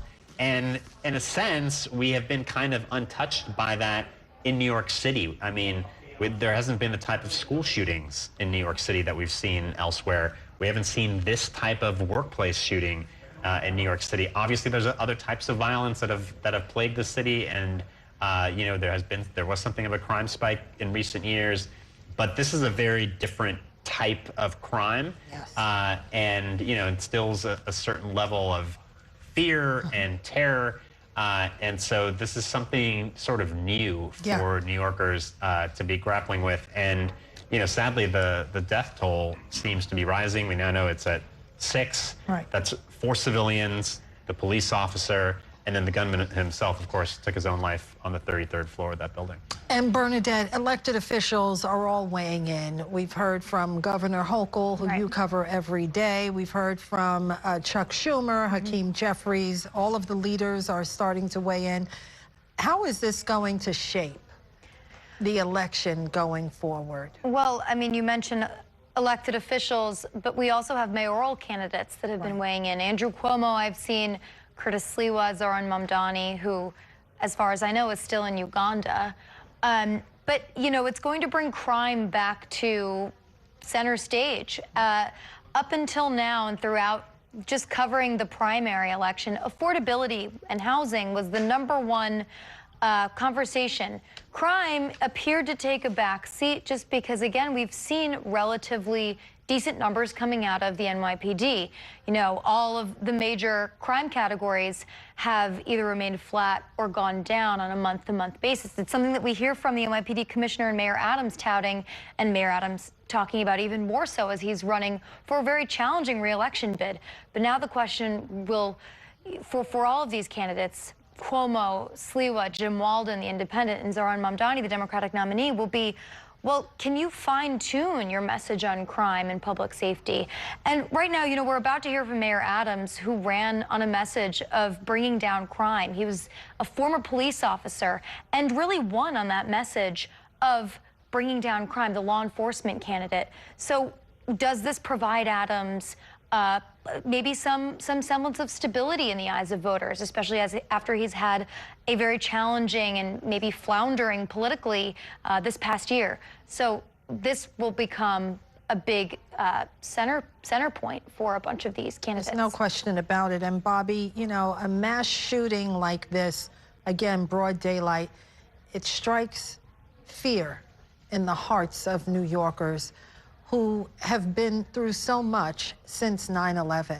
Yeah, and you know, Bernadette talking about the mayor and how crime has been such a signature issue of his, but it's also a balancing act because, you know, the mayor has tried to show that he has brought down crime in his time in office, but at the same time, you know, in order to create a rationale for why he should be reelected to another 4 years, you know, wants to show that he can continue to drive down the crime number. So when you have an incident like this, how do people react? Does it create fear? Does it create a sense, you know, a sense of public disorder? Or is this something different because it falls in that category of a mass shooting, of a workplace shooting, as opposed to an episode where, you know, you might have someone who's mentally ill lashing out at strangers on the subway? Does that create more of a sense of disorder, and does that create more fear among the public? So we'll have to see what the mayor has to say about this, right? I mean, does he frame this as sort of an anomaly and just a sort of a one-off, the result of a sort of crazed lone wolf gunman, you know, maybe carrying out some vendetta, or does he frame it as something else? I mean, I don't know whether we might see, you know, getting back to the mayor's race, do we see some of the mayor's opponents, you know, try to frame this as something that can be placed at the feet of elected officials for not doing more, whether it's, you know, in terms of controlling guns or otherwise, you know, maintaining order and the policing in the city. So, you know, it's hard to know how people will react emotionally and how top officials are going to try to play this. Right, and to your point, you know, we as New Yorkers see unsheltered individuals all the time. This we do not see all the time. People at their workplace on the Upper East Side of all places being gunned down and barricading themselves. CNN is reporting that police exchanged gunfire. Can you imagine that scene when you're sitting in your cubicle, hearing the sound of gunfire back and forth? What does this say about public safety, which is such a top concern? Yeah, I mean, and there have been some images I've seen circulating online of workers in offices barricading doors, you know, taking office furniture and using it to barricade the office doors in order to prevent this gunman from entering their offices. So, you know, again, that is a very different type of terror. And, you know, we know this building has a lot of financial firms. Blackstone has, I think I saw somewhere they have something like, you know, 28 floors in this building. So these are a lot of high-profile firms, financial firms. NFL has their headquarters there. And so, you know, all of a sudden you have people feeling very suddenly unsafe in their workplace. And we keep showing these images over and over, people sort of fleeing. Yeah, that's an unbelievable in terror. sight on the streets of Manhattan. Let's take a live look at the podium. We are going to bring you this press conference as soon as it happens. That's the Upper East Side. We're expecting Mayor Adams, Police Commissioner Jessica Tish, and a host of other officials, probably a representative from the FBI and other elected officials, to gather at the very spot you're looking at now and provide some clarity about what happened. How did this mass shooting take place in a skyscraper on the Upper East Side of Manhattan? And Bernadette, there are more questions than answers, probably more than they could ever answer about what went wrong here tonight. Of course. And, you know, and just talking about the climate that we're in right now, this also puts a lot of spotlight on the NYPD and the commissioner, Jessica Tish. Does she remain in her job with the next mayor if it's not Eric Adams, or does she get the boot, so to speak? How is she able to perform under pressure? Because she is Adams's fourth police commissioner, right? We've had several resign, at least one put in as an interim police commissioner who is now actually suing Mayor Adams. But Jessica Tish appears to be a stabilizing force in the department and someone that is able to bridge those on the right and the left, those that are critics of the mayor, who are able to say, you know what, she's been doing a good job. But this is one of those situations where it's completely out of anybody's control. It's not the same as, you know, having officers patrolling streets or subways. This appears to be it's a gunman, somebody that might have known exactly what he was doing once he entered that building. And there's no way to fully control a situation like that. Yeah, and that's right, Bobby. There's no way to fully control a situation like that. And this is a moment for Police Commissioner Jessica Tish. Yeah. This is the first, correct me if I'm wrong, police officer killed on her watch. Yes, for sure. And I mean, she's had some challenges for sure, just in her few months on the job. Right. But you know, what will be interesting to watch too is, you know, not only how she responds to the challenge of this horrific shooting, but also the investigation. I mean, all eyes are going to be on the NYPD as they investigate the shooting and again try to get to the bottom of the motive here, learn more about the gunman himself and the weapon. That's going to be the focus in the coming hours and days and weeks, also sifting through the surveillance video because, you know, of course, there's cameras everywhere, especially in an office building like this. So, you know, I suspect that NYPD investigators are already hard at work looking at that video and, again, trying to piece together exactly what happened inside and what floors the shooter was on and exactly how all of this unfolded. But, you know, Bernadette makes a good point, which is you have police on the subways and there is, you know, this sense that they should be able to prevent crime. You don't have police officers inside every office building. Even though we had this one officer who was shot and killed, right. You can't expect the police to be everywhere in the workplace. Exactly right. Bobby and Bernadette, stay with us. It's 10 o'clock. You're watching our live continuous coverage of a tragedy in New York City today. A police officer and 5 others dead, including the gunman, after gunshots ring out in a skyscraper at 345 Park Avenue. Sources also telling us that the alleged shooter, we're learning more about him, Shane Tumora, who is believed to have ties to Las Vegas, including a concealed firearms permit. This all happened after police say the suspect walked into that building armed with a long gun, a rifle.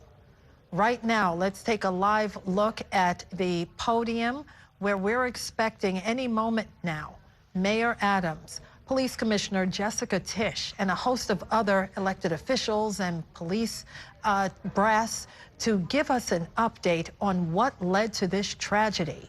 Again, we're learning more about the police officer said to be from the 47th precinct in the Bronx. You know, we just showed you information about the suspected gunman, but we know very little about the 4 civilians who perished tonight. And it is not often we hear about a mass shooting of this magnitude in New York City, and certainly not in the workplace. Bernadette, we have so many elected officials, again, chiming in from the highest levels of government in Washington to the state government down to the city council. This is a moment that so many are going to have to answer for. Absolutely. And also just looking back at, you know, the horrific shooting up in Buffalo, right. The Tops supermarket, you know, Governor Kathy Hochul's hometown of Buffalo. And afterwards, that horrific incident, it ended up spurring a whole series of legislative action up in Albany, several new gun control laws that some of them have gotten caught up in litigation in court. But, you know, it really, something like this could end up spurring additional legislative action on the state level, especially once we find out how did this man get his gun. He, of course, has that permit, but does he have that gun legally? That's been a huge problem not just in New York City, but across New York State, the proliferation, as Mayor Adams likes to say, of illegal guns. But again, I mean, this also just provides fodder for the Democratic State Legislature, City Council, to say, listen, this is one of the reasons why we need to continue to put so many of our resources into curbing gun violence. Absolutely. And again, 4 people killed. An NYPD police officer from the 47th precinct. The gunman, suspected gunman, is dead.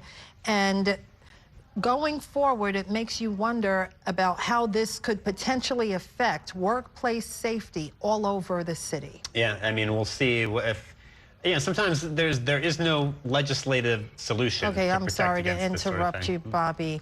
Let's take a live picture of the podium. Officials are starting to file in, we believe, to give us that press conference. And again, we want to assure our viewers that as soon as this press conference happens, we will bring it to you in its entirety. I'm sorry to cut you off, Bobby. Well, and like I said before, this is going to be a very, very somber news conference, because we know there's 4 civilians dead, 1 police officer, and of course the gunman as well. And we don't know about other injuries. Right. And there may even be injuries that are not yet accounted for. Exactly. It's just what now, a couple hours ago, the mayor was talking about the fact that they're still going floor by floor inside a 44-story building, and we don't know what else they may have found in terms of injuries or evidence. But unfortunately, a lot of times in an incident like this, officials have a news conference at the hospital and they talk about people's injuries and how they're being treated and what kind of condition they're in. But sadly, I think tonight we're going to hear more about people who were brought to that hospital and succumbed to their injuries. And I guess we can only hope that anyone else who may have been injured in this shooting, doesn't meet that same fate. And you bring up a very good point. We just know of the fatalities, but we do not yet know how many people were either wounded and survived. There's very little we know about the civilians who were affected in all of this. Right. How and who do they work for? And who they work for? Where were they in the building? I mean, these are just some of the. And where the massacre took place. Right. I'm imagining some of it must have happened in the lobby. You walk in with a long gun. I mean, you're not going to go far before someone confronts you. Right, before somebody confronts you at security. And the officer, we should again mention the police officer who was killed was NYPD officer in uniform, but was not on duty, right? Correct. I mean, our Dean Meminger was explaining this to our viewers earlier, that there are police officers who are off duty but are hired to do private work in uniform, and it's sort of a moonlighting gig, but it's not as though there was some NYPD presence in that building to begin with, and we don't know where this NYPD officer encountered the gunman. But yeah, of course, there's security at the front of any office building, but when someone charges in with that kind of weapon, there might only be so much that you can do. There may only be so much of a barrier to get to the elevator bank. Right. And if he was, intent on getting up to a certain floor, there's only so much that maybe a private security guard can do, even in a building of that size with those types of prominent firms having offices inside. And also having that type of weapon, it's not easy to walk around the streets of New York City with that type of weapon. And you notice no one's around him. I mean, I'm sure people, obviously someone got their phone out and snapped a picture of him. That's not something you see on the streets of New York City every day. Right, and not the kind of thing you can transport on the subway, for example, without being, quite obviously detected. So, presumably that was transported here in a vehicle. But again, we don't know that level of detail yet. But if this suspect is from Las Vegas, right? This is not somebody from New York City, as far as we know, based on the information we have right now, who may have acquired the gun locally. I mean, this is sort of again, this is like a very different different type of category of crime. And because of that, and we've already seen, this has become a national story. Oh, for sure. And will become an international story because it's not, this is not a shooting in New York City where, maybe you have gang members who are known to each other. This is a mass shooting in a workplace where the gunman is not even from New York City. This sort of takes on this is a whole totally new different life of its own. And Bernadette, we have the FBI. We have a multi-agency response to this mass shooting. Right, you have the FBI, you have state-level presence through the state police, and you have the NYPD, the largest police force in the nation. And as Bobby was saying, what's really scary about this is how do you predict a random act of violence to this degree? How do you stop something that might have a lot of planning put in place, a lot of targeted dedication towards a certain mission?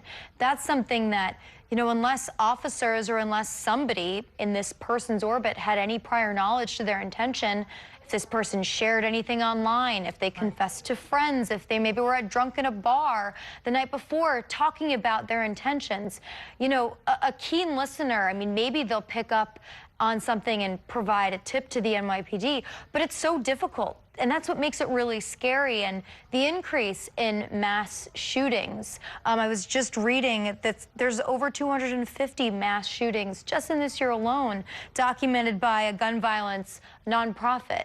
That's extremely scary because when you're walking down the streets, when you're going into an office building, when you're doing something for recreation, you don't want to have to be thinking about the what ifs, right, and things that you can't control. Right, and you said 250 mass shootings in the United States, but New York City will not appear on that list very much other than tonight. Right, because again, and you know, when a mass shooting is defined as 4 deaths, not including the shooter itself. Here, we have 6 people, including the shooter. That's 5.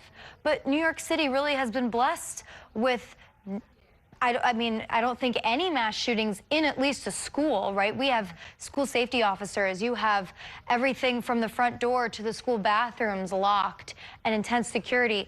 And then again, you have NYPD officers patrolling pretty much everywhere you look throughout the city. And that's dealing with just, you know, your regular crime that happens in the city. Unfortunately, it's regular to deal with something that goes on just on the street level and other gang-related violence, Absolutely. And Bobby, it's hard to get a long gun in New York City.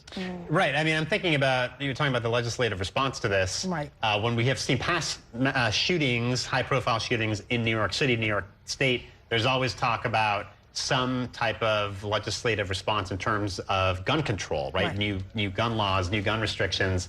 In this case, you know, looking at, you know, what appears to be an AR-15 rifle, which you can't be walking around in the streets of New York with in the first place. Right. So then the conversation becomes a national one, right? And right now we know, especially given, you know, given the Trump White House and the fact that Republicans are in control of Congress, I think there's very little appetite in Washington for any kind of gun control measures. I would certainly not expect an incident like this, you know, as horrific as it may be, to inspire any conversation about cracking down on assault rifles. I mean, that's just not something that's in the cards right now.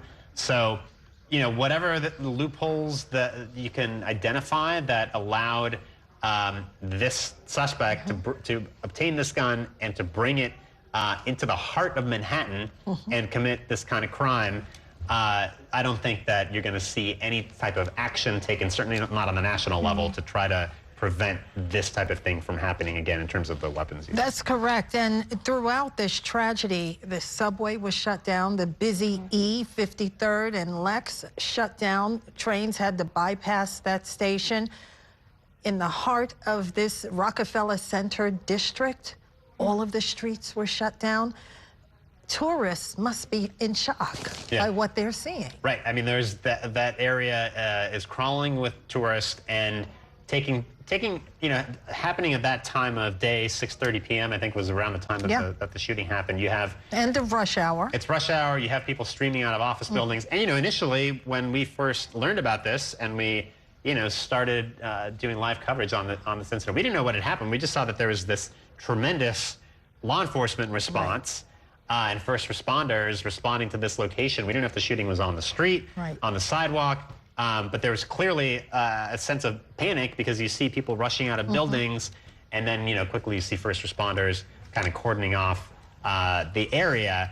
But yeah, this is a sort of it creates a sort of terror in that immediate area, to the point where it maybe even came as a relief, as bad as this was. Yeah. The fact that we learned pretty early on that this was contained, right? Yes. This was contained to one building, and there was not an active shooter who was on the loose on the streets of Midtown, somewhere in public, who could do even more damage in public. And then, of course, officials quickly said that the scene had been contained, and the shooter neutralized, which, of course, is sort of a euphemism for the fact that he appeared to have killed himself. Absolutely. And Bernadette, this carnage mostly happened on the 33rd floor. That's what we're hearing, that he exchanged gunfire with police on the 33rd floor. The road ahead, workplace safety. I can't stop talking about this because this is going to be felt not only throughout America's largest city, but all over this country.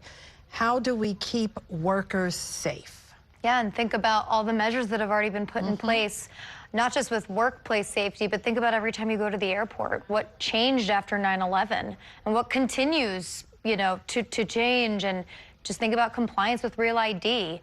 Now, are you going to need some sort of additional verification to get into these buildings than you already do? We don't know if he got in with a badge, or did he steal someone's badge, or did he just scare everybody and after exchanging gunfire was able to just go up to where he was intending. And again, just the idea that a police officer, although off duty and able to work as a security officer, it really couldn't be a worse situation. As our colleague Dean Meminger reported, this man was 3 or 4 years on the job as an officer, dedicating his life to a very difficult job, and with the risk always that he could be killed in the line of duty.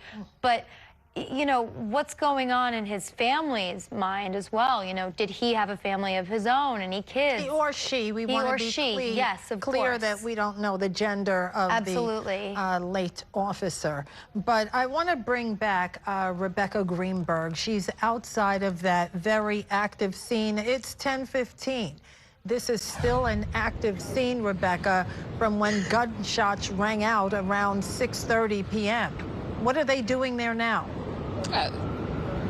Yeah, Cheryl, that's correct. It's been almost 4 hours since police received that initial call saying that a man was shot at the building just 2 blocks behind me. I'll show you what it looks like right now.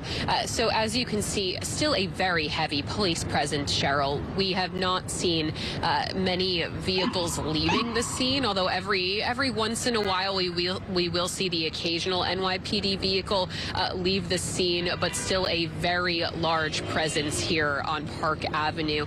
Of course, that shooting happened in a building on 53rd and Park. We're standing on 55th and Park, so just 2 blocks north from the scene of that accident, and the streets surrounding that building are still shut down at this hour. There is a lot of police tape still blocking off the streets surrounding 53rd and Park. It's not open to any sort of vehicle traffic, also not open to pedestrians, and this has been the case for several hours. We have seen New Yorkers and tourists alike arriving here confused as to why they can't cross and why they can't enter, and of course the NYPD letting them know that this is a very difficult situation and of course an ongoing investigation. For a while there, we did not know if the shooter was still alive, if the shooter was still a threat to the individuals in the area, so of course the NYPD shut down the surrounding streets. And Cheryl, you've mentioned this, but also we saw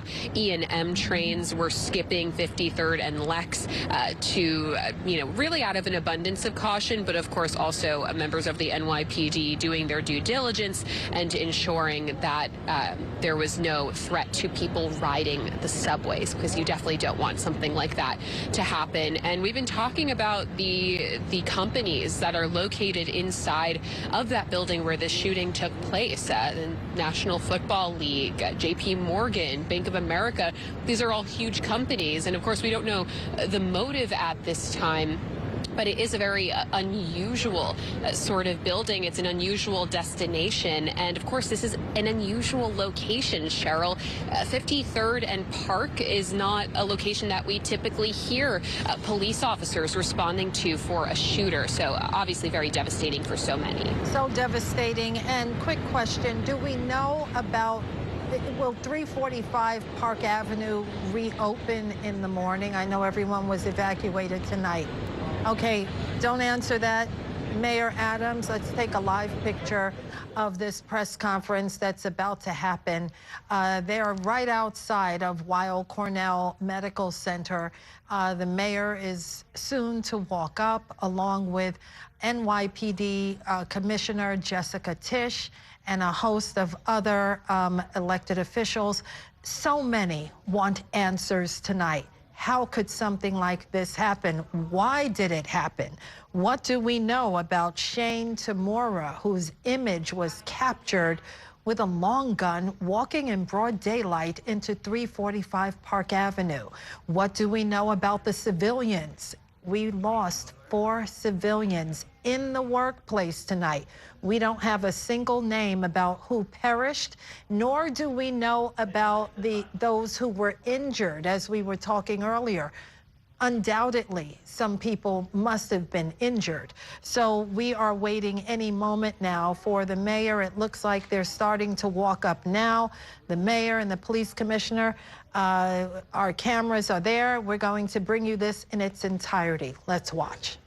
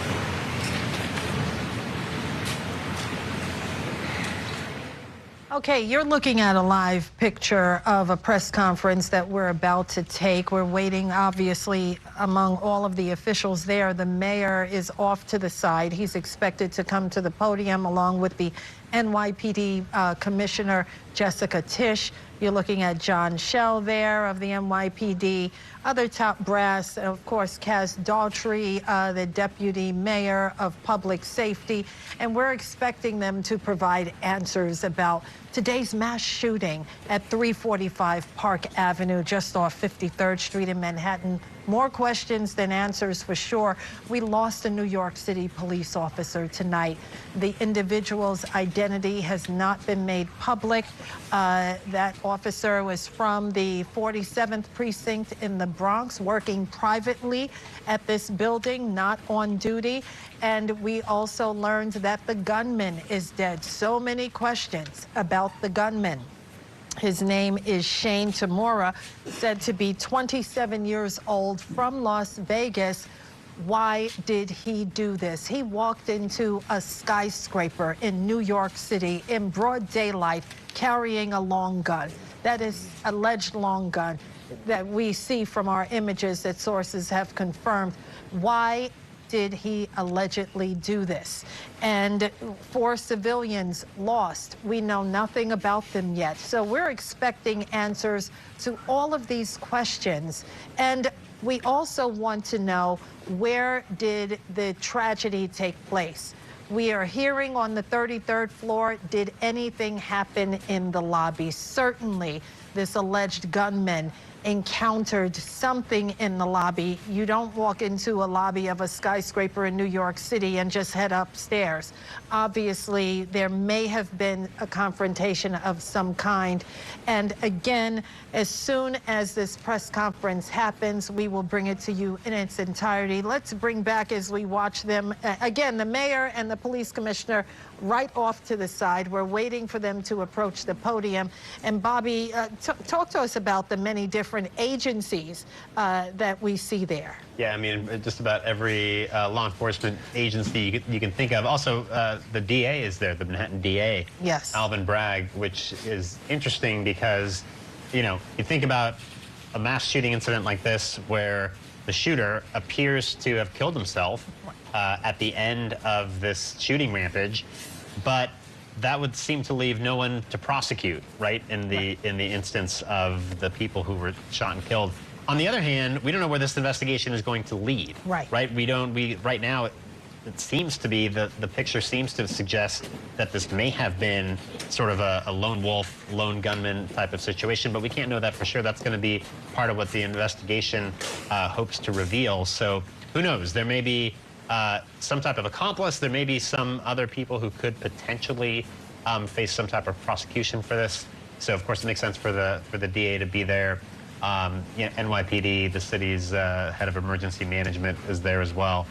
So we'll see who actually provides answers for us. I mean, part of the reason that this has been delayed for so long may be the fact that, you know, the mayor in this type of situation will meet with family members. Right. Right? I mean, if there's a situation, as there appeared to be in this case, where the police officer was transported to the hospital, right, and it was there at the hospital that they died, that they succumbed to their injuries, there may be family who rush to the scene, and often in that case, you know, the mayor will take some time, and other top officials as well will take some time to meet with the families, talk with the families. I've heard mayors before talk about how that is the single most difficult part of the job, right, is talking to the families of those who have been killed, and particularly police officers who have been killed in these types of Here's the mayor. Let's listen.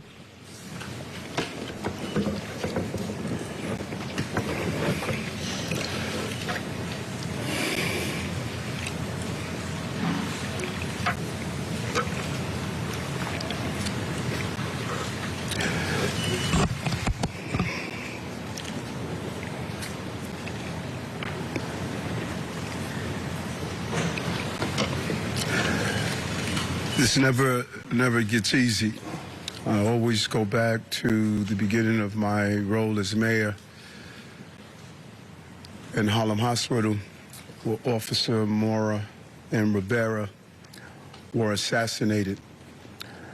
And I remember watching their family members enter the hospital and a loud yell of, "No, God, please tell me it's not true." And I thought about that today when the notification came over from the police commissioner that we had a number of shots fired, and we're still unraveling what took place. And our hearts are heavy. 5 innocent people shot tonight.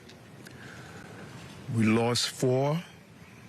souls to another senseless act of gun violence, including a member of the New York City Police Department, Officer Islam. He served in the 47th Precinct. He was just 36 years old and a 3.5-year veteran of the department. He was doing what he does best, and all members of the police department carry out. He was saving lives. He was protecting New Yorkers. He's an immigrant from Bangladesh, and he loved this city. And everyone we spoke with stated he was a person of faith and a person that believed in God and believed in living out the life of a godly person. He embodies what this city is all about. He's a true blue New Yorker, not only in the uniform he wore, but in his spirit and energy of loving this city. And early tonight, I met with the officer's family. I told them that he was a hero, and we admire him for putting his life on the line. This was his dad's only son. I think about Jordan, my child, and it's unimaginable to experience a loss of this magnitude. And 3 other innocent civilians are also dead. 2 males and 1 female, and another male is seriously injured, fighting for his life in critical condition because of the violent, despicable attack. Additionally, the shooter is dead of an apparent self-inflicted gunshot wound. To be clear, 6 total tonight died, 1 including the perpetrator. And I'm sorry, 6 total was shot tonight, 1 including the perpetrator. No words can describe this act of evil, a man who takes the life of others who are innocent. And no words can fill the void that has been left by this tragedy. Our hearts break for the families and friends of the victims. We pray for the swift and safe recovery of the injured. The horrific crime reminds us all how easy it is to gain access to a gun. Gun violence has scarred so many neighbors and ripped apart too many families across this entire country. And we will continue the fight to do all we can to protect our city. But tonight we mourn for those who were killed. And we pray for the families as they go through this painful moment. And as I stated, 5 innocent people were shot. And the perpetrator was shot. We will continue to do what we do as a city, and that's fight to protect innocent New Yorkers. At this time, I'm going to turn it over to the Police Commissioner of the City of New York, Commissioner Tish. Thank you, sir. The information that I'm about to provide is preliminary and subject to change. At 6:28 p.m., the 911 call center started receiving multiple 911 calls for an active shooter inside of 345 Park Avenue at 52nd Street in Manhattan. What happened next is under an active investigation, and details are still coming in, but here's what we know so far. Surveillance video shows a male exit a double-parked black BMW on Park Avenue between 51st and 52nd Streets, carrying an M4 rifle in his right hand. He walks towards the building's entrance. That individual was seen exiting the BMW alone. The building's security camera footage shows the shooter enter the lobby, turn right, and immediately open fire on an NYPD officer. He then shoots a woman who took cover behind a pillar and proceeds through the lobby, spraying it with gunfire. He makes his way to the elevator bank, where he shoots a security guard who was taking cover behind the security desk. 1 additional male is shot in the lobby, per his own statement from the hospital. The shooter then calls the elevator, which opens in the lobby. A female exits that elevator and he allows her to walk past him unharmed. He goes up to the 33rd floor, which is route and management, and begins to walk the floor, firing rounds as he traveled. One person was struck and killed on that floor. He then proceeds down a hallway and shoots himself in the chest. In total, we have 5 victims shot, our officer and 4 other innocent civilians, plus the shooter. The shooter is believed to be Shane Tamora, a 27-year-old male with a Las Vegas address. The vehicle he exited is registered in Nevada to Mr. Tamora. Inside of that vehicle, officers found a rifle case with rounds, a loaded revolver, ammunition, and magazines, a backpack, and medication prescribed to Mr. Tamora. The vehicle was searched by our bomb squad and found to be clear of any explosives. The initial investigation shows that Mr. Tamora's vehicle traveled cross-country through Colorado on July 26th, then Nebraska and Iowa on July 27th, and then in Columbia, New Jersey as recently as 4:24 p.m. today. The vehicle entered New York City shortly thereafter. According to our law enforcement partners in Las Vegas, Mr. Tamora has a documented mental health history. His motives are still under investigation, and we are working to understand why he targeted this particular location.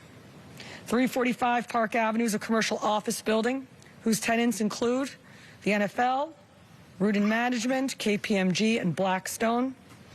At this time, 4 of the 5 victims are deceased, including our NYPD cop. Our officer was transported here to New York Presbyterian along with 1 male civilian, the lone shooting survivor, who is in critical but stable condition at this time. 2 other civilians, 1 male and 1 female, both deceased, were brought to Bellevue. The 4th civilian is a female who was found dead on the 33rd floor of the location. Additionally, there are 4 other victims being treated for minor injuries sustained in their attempts to flee the scene. Victims' names are being withheld at this time, pending family notification. Officers from our Special Operations Division are currently conducting a secondary sweep of the entire building. I want to be very clear. We believe this to be a lone shooter, and there is no longer an active threat to the public. But today, 4 innocent victims are dead. Among them is NYPD police officer Didarul Islam, 36 years old, 4 years on the job. Officer Islam was married with 2 young boys, and his wife is pregnant with their 3rd child. He's assigned to the 4-7 precinct in the Bronx. He was doing the job that we asked him to do. He put himself in harm's way. He made the ultimate sacrifice, shot in cold blood, wearing a uniform that stood for the promise that he made to this city. He died as he lived, a hero. I want to extend my profound sympathies to all of the victims and their families, and to the brave NYPD cops who today lost a brother. There are still many questions that we have to answer, and we will answer them. But for now, our city is in mourning for the innocent lives lost. May their memories be a blessing. Pat. Sorry. Oops, sorry. Patrick Hendry, president of the PBA. This is a devastating night for our city, for our police department. Pure evil came to the heart of our city and struck innocent people. And one of our police officers who were protecting those people. We lost 4 people tonight in our hero brother who gave his life for this city. He was a hardworking police officer who was proud, we know, from hearing from his family, to put on that uniform and shield of a New York City police officer every day and went out and did his job. And he went out every single day to provide for his family, whether it was overtime or whatever he had to do to provide for this family, that's what he did on a daily basis. And his family is devastated. A wife losing a husband who provided for that family. A father who's not going to see his son again.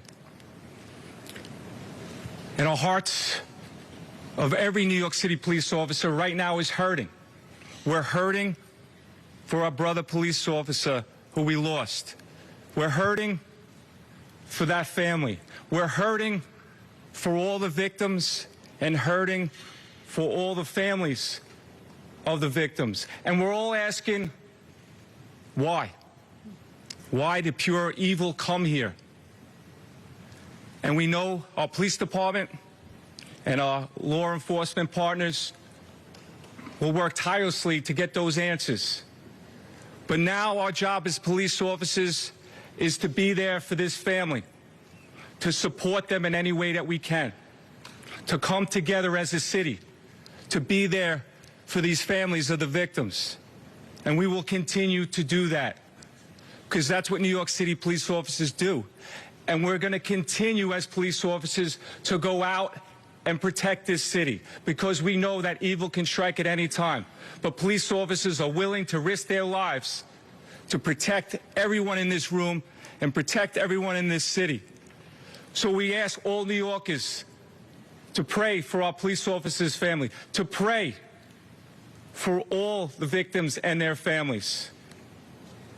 And we need to stand united going forward. We thank you for covering this story. Yeah, we are also joined by our federal partners from the ATF and the FBI. I want to give an opportunity to our partner in the FBI, a special agent in charge of the New York City Fields Office, Chris Rea. Thank you, Mayor. First off, on behalf of all the men and women of the FBI, I'd like to extend my deepest condolences to the victims of this senseless tragedy. And also personally, I want to extend my condolences to the police commissioner. And just please know, ma'am and Mr. Mayor, that you have the full force of FBI New York and the full force of FBI to get to the bottom of the answers. Upon learning of the incident this evening, FBI agents immediately deployed to the scene to assist our NYPD partners. While this remains an NYPD investigation, the FBI's New York office stands ready to provide any and all resources to assist our partners. Initial checks of our internal systems have not revealed any information about the subject. But when and if more information becomes available, we will share what we can, when we can, with the public. Thank you. Okay, we're going to do some on-topic questions, folks. Someone at CNN, please. Just a quick question about the police officer. When he was standing in the lobby, did he have a chance to fire his weapon at the shooter, or was he completely ambushed? And also, when the shooter got to the floor, approximately how many people were on that floor and what were they doing? All of this information is under active investigation. Videos are being reviewed. And as this investigation continues to unfold, we'll be able to answer those questions. But right now, it's an active investigation. Well, Commissioner, if you could just talk about, he was working paid detail there. People who might not know what that means. And was he the only officer working that paid detail there? I believe that there were 2 officers in the building working paid detail assignments in different parts of the building. And what is that? People, may say he's on his day off working in uniform. Paid detail is a program that we have set up at the police department that allows companies to hire officers in uniform to provide extra uniform security. Commissioner, did you share baseline interviews with witnesses? Should he say anything at all? And secondly, did he provide any manifesto, any writings or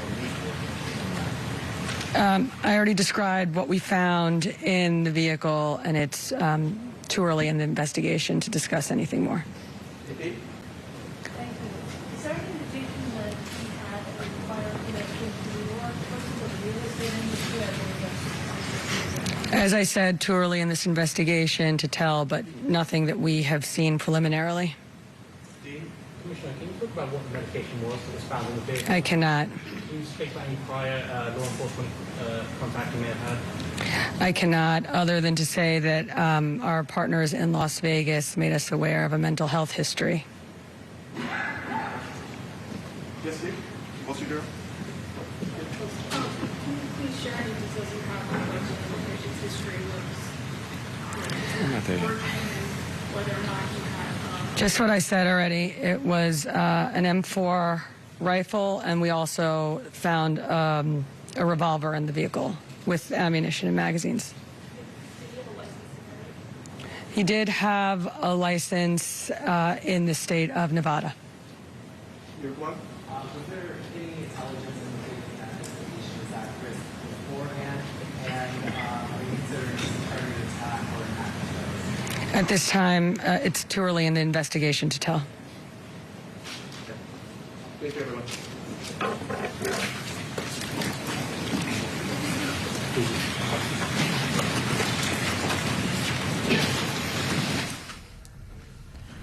You're watching our live coverage of a somber news conference held by Mayor Adams, NYPD Commissioner Jessica Tish, confirming that this city, New York City, is in mourning. The leaders confirming 5 people have been killed, and that includes the gunman. We learned new information about the police officer, including his identity. Deharu Islam, 36 years old. He worked out of the 47th precinct in the Bronx. He was a husband and a father of a son. We also learned about some of the civilians who were shot, 2 males and 1 female. Their identities were not made public. Let's bring in Bobby Kuza and Bernadette Hogan.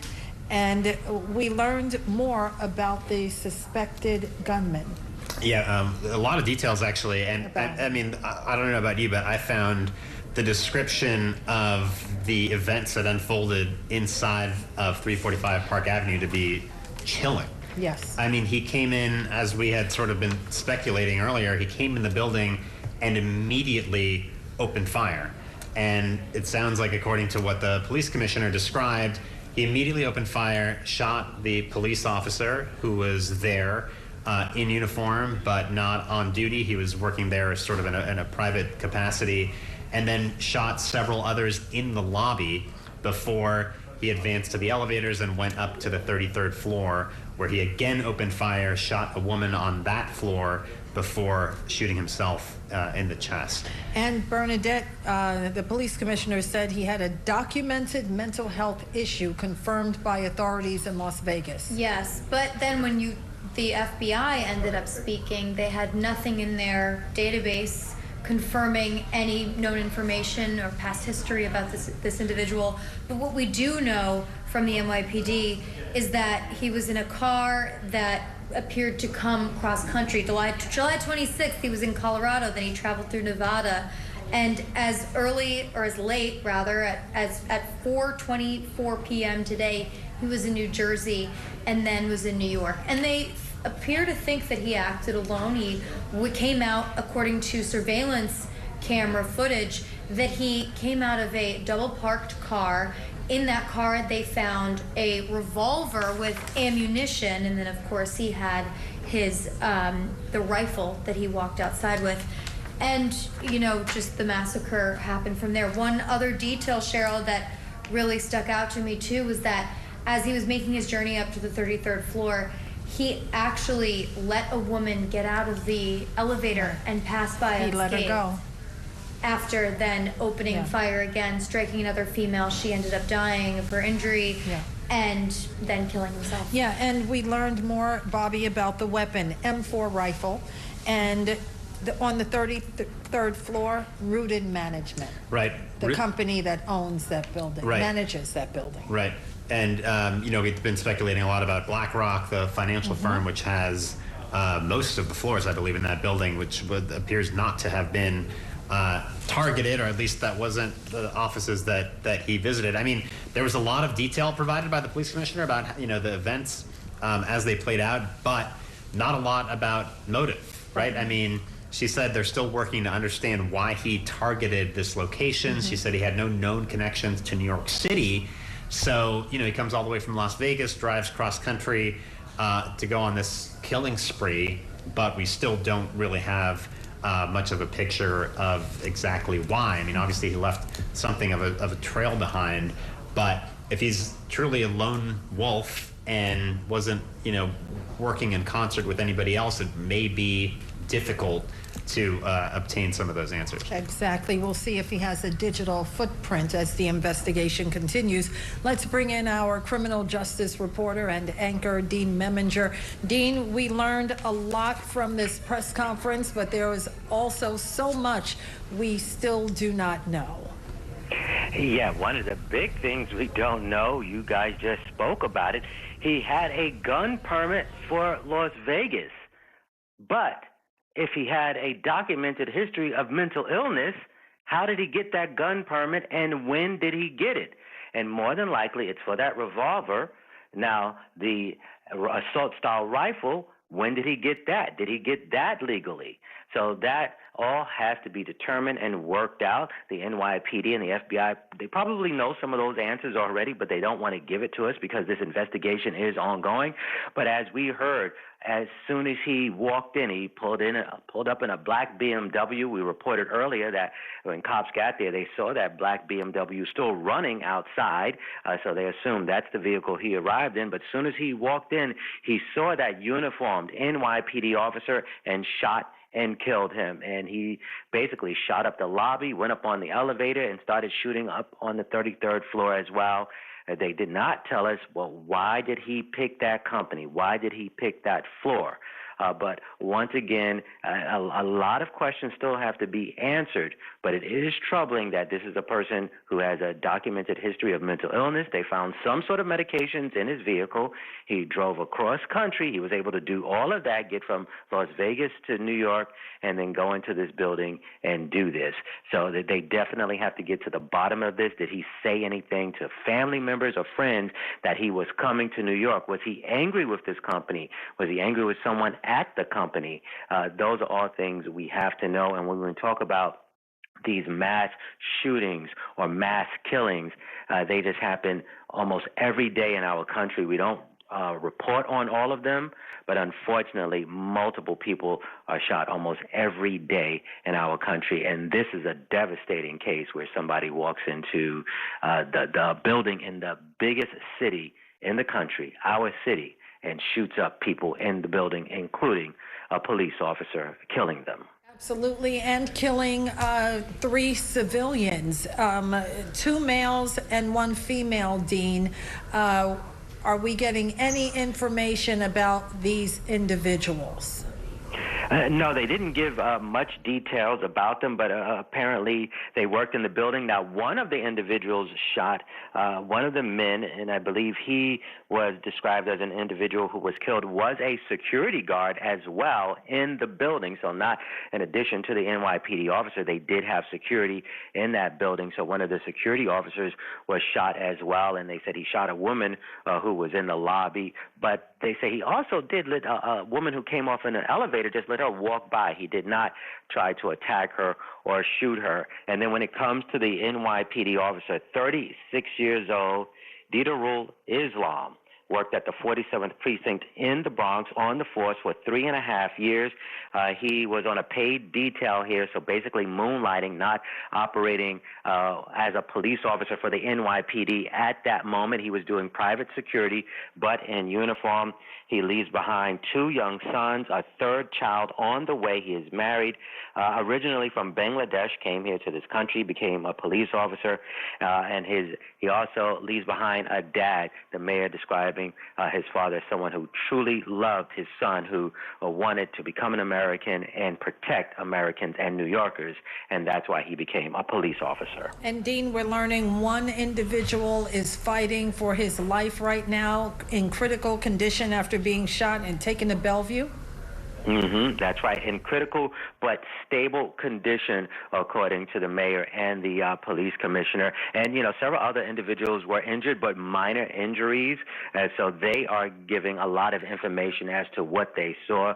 But the people at that news conference, the mayor, the police commissioner, and the head of FBI for New York, saying they are looking through all of the video, all of the surveillance cameras that are around that building, in that building, and clearly there are people that started using their cell phones to record video and posting it online. So the NYPD having to go through all of that video right now to try to piece this together. And you better believe the FBI, the NYPD, and other law enforcement from Las Vegas all the way to New York, they are seeing how they can track this individual's movement throughout the country. Did he go to restaurants? Did he stop in hotels? Did he speak to anybody? They're looking through his cell phone right now. They're looking through his computers, seeing if he has a social media account, getting as much information as they can about this individual. And again, Dean, this happened at Rudin Management, which manages this skyscraper. Have we heard from this managing company yet? I did not see any statements coming from them. I'm quite sure, though, it's such a huge organization owning a building like this in the heart of Manhattan, where you have the Blackstone investment company there, the NFL there. So they have their own security detail. I can tell you, all of these major companies have security officers and major security firms that work for them to try to keep them protected. So they will have to look at some of their own security measures to see what went wrong here and perhaps what went right. In some cases, maybe some of the things they put in place did save some folks. Maybe they had some of these trainings that many organizations have at their companies where if there is an active shooter situation, this is what you should do. And we are hearing that a lot of people did try to barricade themselves in their offices to remain safe. And you saw a lot of people come out of the building in the video with their hands up, something that people are trained to do so that officers don't think you may be holding a gun or carrying a gun or reaching for anything. So definitely on the private side of this, these private companies will be looking at their security. And I can tell you a lot of these major businesses in New York City, Cheryl, a lot of retired police officers work for them. And let's quickly talk about the weapons. The long gun that this alleged gunman was carrying, an M4 rifle. What can you tell us about an M4? Definitely an assault-style rifle that he had. It was a green and black. It did have a scope on it. When the officers got up to the 33rd floor, they found him dead there on the floor with that gun next to him. But also, according to the police commissioner, there was a revolver in his BMW with more ammunition. So we don't know what he was planning to do with that. If he was able to get away from this situation, was he planning another shooting? Did he want to cause more damage, or did he want to make a statement in that particular building, in that particular office, at that particular company? That's something that they are also trying to figure out. And they will be, as I mentioned earlier, they're going to be speaking to his family members, those closest to him, and any of his friends, or if he, worked at a company, they will be speaking to them as well, and to see what his connection is with this location in New York. And Dean, quickly, last question. Do we know if 345 Park Avenue will reopen in the morning, or will it be closed due to this tragedy? They did not say whether it would be open or closed, so it will be up to the management and security of that building. But once again, this investigation is ongoing. So the NYPD that's leading the investigation, that's according to the FBI, they will have to go through everything that they need to go through before that building can be open. But it is a large building, 345 Park Avenue, so there are perhaps ways that people can come in other entrances and go to different floors, because they're saying that this basically was in the lobby and on the 33rd floor. So we can assume that perhaps some of the other offices can be open. But once again, they will be probably bringing in counselors, because people are devastated tonight, Cheryl. They are devastated, and an NYPD hero is dead, along with 3 civilians. Dean, thank you. Let's go to the scene now where this horror unfolded at 6:30 p.m. It's almost 11 o'clock. If you're just joining us, you're watching our coverage of a tragedy in New York City. A gunman opened fire, spraying up the lobby and then heading up to the 33rd floor to Rudin Management and killing more people there. We're learning more about the police officer, Deharu Islam, born in Bangladesh, 36 years old. Worked out of the 47th precinct. He was on private duty, and there are 3 civilians who perished tonight, 2 men, 1 woman, and their identities have not been made public. The suspected gunman also killed and took his own life on the 33rd floor, and we're learning from officials there that he had documented mental health issues. Still no word on a motive. Let's go to Rebecca Greenberg. She's outside of 345 Park Avenue. And Rebecca, still an active scene there. Have you heard anything about this building reopening tomorrow, or will it be closed indefinitely due to this tragedy? Well, Cheryl, it's an excellent question. It's unclear if the building will be open to the people who work inside of it tomorrow morning, but I can say that many ambulances have started to leave the scene in sort of a quick succession, and I want to show you what it looks like still behind me. You know, although we do see vehicles leaving the scene at this hour, there are still many ambulances, fire trucks, and other police vehicles still here blocking the street off. If I were a betting person, I would imagine that this street will likely still be closed in the morning, at least for the next several hours overnight. But again, it'll have to be a decision made by the company and by the building ultimately. But some interesting information, of course, coming out of that press conference, answering a lot of questions that we had here at the scene, because we know that the 911 call started pouring in just before 6:30 for an active shooter, and that man, that suspected shooter, was seen exiting a double-parked black BMW carrying that M4 rifle. And many questions were why the surrounding streets were closed and are still closed for so many hours. Well, the police commissioner said that, of course, his vehicle needed to be searched as well. Luckily, they did not find any active explosives, so that was deemed safe. But the commissioner said that a revolver and a magazine was found inside of the car. But we do know that man was alone, luckily. The police commissioner, Jessica Tish, said, "We believe this to be a lone shooter, and there is no believed further threat to New Yorkers," which is something that so many of us, I'm sure, are relieved to hear tonight. You know, Cheryl, I was talking to people here at the scene, one individual who is across the street, who works across the street, and he said it felt like it seemed like a SWAT team was descending upon that building. It was absolutely terrifying. Yeah, and Rebecca, you arrived at that scene when it was still hot. I mean, you were reporting on a protest on the east side initially, and we, you know, had you go to this scene. What was it like when you first got there? Cheryl, it was absolute chaos. I mean, even getting up here, we were on 42nd Street and 3rd Avenue, I believe. Right now we're on 55th and Park, and it took a very long time. It took longer than a normal day sitting in Monday traffic, you know, at around 7 o'clock on a Monday. It was extremely chaotic. We saw multiple NYPD vehicles going through red lights, going quickly through red lights to get to what we presumed was this scene. Of course, their sirens are blaring, and no one really knew what was going on at that point. And then when we got here, we were actively being moved back by the NYPD. You know, we would start on one of the corners on Park Avenue where you had a pretty good view of the scene, and then we slowly started to get moved back further and further away from Park Avenue.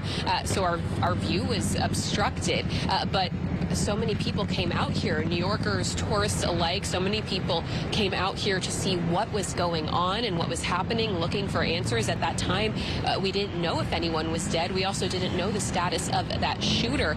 So it was very chaotic when we first arrived. Things have calmed down significantly since then, but Cheryl, still an active scene behind me. Yeah, still an active scene. And lastly, Rebecca, you're not far from Rockefeller Center.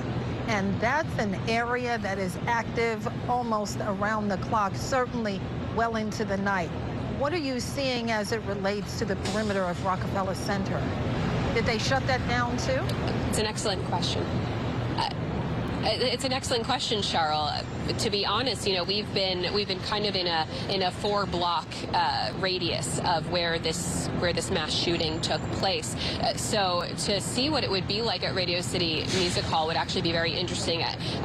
It's unclear if the tourists that we've been seeing coming to check out the scene, it's unclear if that's where they were. But this is a very popular area to walk around. It's Park Avenue. It's incredibly iconic, and it's very close to so many of these tourist attractions and venues. So it would be interesting to see what the surrounding venues say in their response to that tomorrow. But I do know that there were several events going on throughout the city tonight, concerts at Madison Square Garden tonight that did go on as planned. Of course, that's on the west side. We're on Park Avenue. But it appears as though not everything was totally canceled or impacted by today's shooting. Rebecca Greenberg reporting for hours for us tonight. Rebecca, thank you. You're watching our coverage of tragedy on the streets of New York City. Police say a lone gunman opened fire, killing 5 people, including an officer. And we're learning now that officer was 36-year-old Jahiran Islam, born in Bangladesh. And he had been on the force only a few years. He worked out of the 47th precinct in the Bronx. He was a husband and a father, and his wife was expecting. He's being called a hero tonight by his colleagues of the NYPD as well as the mayor. 3 civilians also killed, 2 men, 1 woman. We do not know their identities. It has not yet been made public.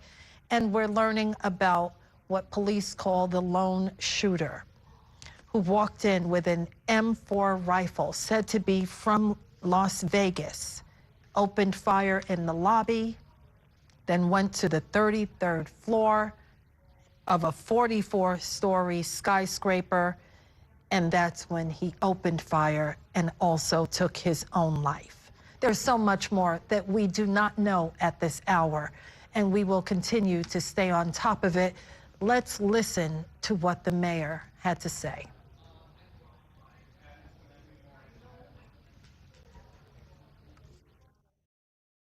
Gun violence has scarred so many neighbors and ripped apart too many families across this entire country. And we will continue the fight to do all we can to protect our city. But tonight we mourn for those who were killed, and we pray for the families as they go through this painful moment. He was doing the job that we asked him to do. He put himself in harm's way. He made the ultimate sacrifice, shot in cold blood, wearing a uniform that stood for the promise that he made to this city. He died as he lived, a hero. That's Police Commissioner Jessica Tish saying the officer died as he lived, a hero. Let's bring in Bobby Kuza and Bernadette Hogan. A hero indeed, a servant of this city, Bobby, 36 years old, born in Bangladesh, his wife pregnant with their child, and he also had a son. I mean, that was the most heartbreaking detail to me. I think two sons and now his wife pregnant with a 3rd child. And we talked earlier about the fact that we heard, the mayor and the police commissioner talking about how, he was doing what he was supposed to be doing and protecting New Yorkers.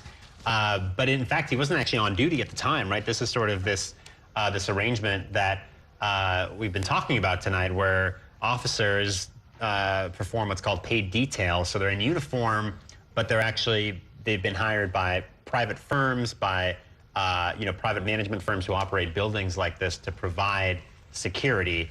But it is very difficult, as a security officer, to deal with someone with this type of weapon, right, who charges into a building and, according to the account given by police officials, just immediately opens fire and begins spraying gunfire all around the lobby and immediately taking aim at the officer. But yeah, 3.5-year veteran of the department, 36 years old, and in a sense, he was sort of at the wrong place at the wrong time, because there's very little that could have been done to stop this guy by all accounts. And it's unclear also, I believe the mayor was asked at one point whether there had been an exchange of gunfire, whether this officer had time to draw his weapon and to try to strike the gunman. And I think they said that that's still part of the ongoing investigation. It's not clear if there was any exchange of gunfire.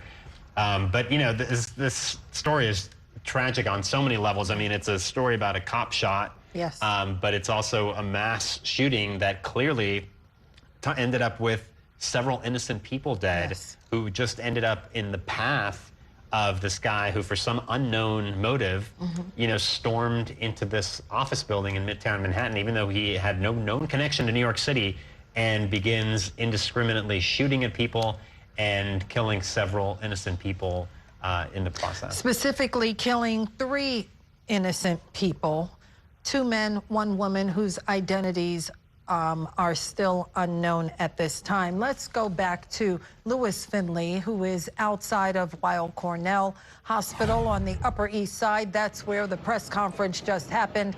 And Lewis, what can you tell us? Set the scene for us there. The mayor, clearly very somber, delivering this news, hesitating before reading his first remarks, as was the police commissioner, Jessica Tish. This is the first cop killed on her watch. Yeah, Cheryl, you took the words right out of my mouth. The one thing that I noticed when I was inside that news conference is how emotional officials were. As you mentioned, the mayor really just taking a breath, taking a moment before he spoke. The chief of department, John Chell, as he walked in, he put his hand over his face, almost in disbelief, with the Kaz Daughtry, the deputy mayor for public safety, kind of putting his hand on Shell's shoulder just to comfort him. I have covered a few of these, unfortunately, police officers that have been shot and killed in the line of duty, and I haven't seen anything like this type of reaction from officials. Now, from that news conference, we learned that 5 people are dead, including police officer Diderol Islam and that shooter. Another male is in critical condition. That male is at Bellevue Hospital. We're hearing critical but stable condition. And we're learning more about that police officer, why he was there at that time, what he was doing. He was working a private detail at that building, and the details that came out of that news conference is absolutely horrific. That shooter coming in, shooting indiscriminately, really not even giving any time for reaction. Now, that police officer, we're learning that he's from Bangladesh, and he worked out of the 47th precinct. And just absolutely crushing. He was a father with a wife, 2 kids, and then 1 on the way. And we're learning more about the timeline, how this came to be. The shooter driving all the way from Nevada here. The police commissioner says that details to this are still under investigation. I did ask inside if this was a targeted shooting or if this was an act of terrorism. She said that this was too early to tell. We're learning that this all started around 6:28 when the NYPD started getting calls saying that there was an active shooter situation. And again, the details are still coming in, but this is believed to be a lone shooter. The male who is that shooter exited a BMW. Once again, going inside, shooting indiscriminately. One of the first people he shot was that police officer getting on the elevator, letting actually somebody off the elevator before he head to that 33rd floor. Once again, shooting seemingly indiscriminately before killing himself. Now, the police commissioner did say that this person, the shooter, has a documented history of mental health issues. And, you know, I have to go back to seeing those officials in the room. Very emotional. Here's what PBA President Patrick Hendry had to say, asking for the whole city to pray for those who lost loved ones tonight. We ask all New Yorkers to pray for our police officers' family, to pray for all the victims and their families. And we need to stand united going forward. And I've been at both scenes. When I was at that first scene a little bit earlier, it was really an all-hands-on-deck situation. You had agencies from the FDNY, the NYPD, the state troopers, and as you saw in that news conference, various other officials from the FBI and our counterterrorism unit with the NYPD. But a somber day here in the city, learning that 5 people are dead, one including a police officer with the NYPD, Cheryl. Absolutely, Lewis Finley. And have you heard any word yet, Lewis, of a dignified transfer in these horrific cases when a public servant is killed? Often the officers will all surround the hospital and make sure there's a dignified transfer from the hospital to the medical examiner's office, which is on First Avenue. Have you heard anything about that yet?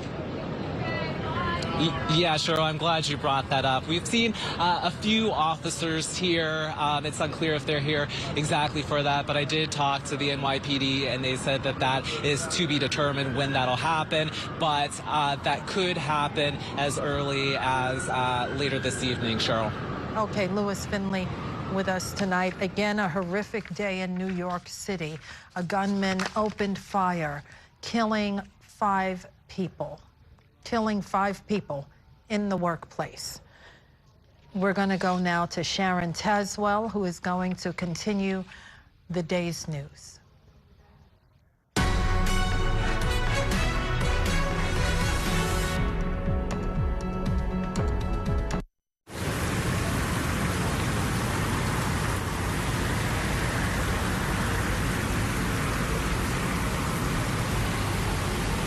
This election year is all about New York City. There are 51 council seats up for grabs, races for our next city comptroller and the next public advocate. Plus, an unprecedented race for mayor. That puts the power in your hands to decide who will run our city. Our team of political experts will be covering every angle of this election to keep you informed on how it could affect you, so you can feel confident with your decision at the polls. Stay with Spectrum News New York 1 for Decision 2025, exclusively on Spectrum.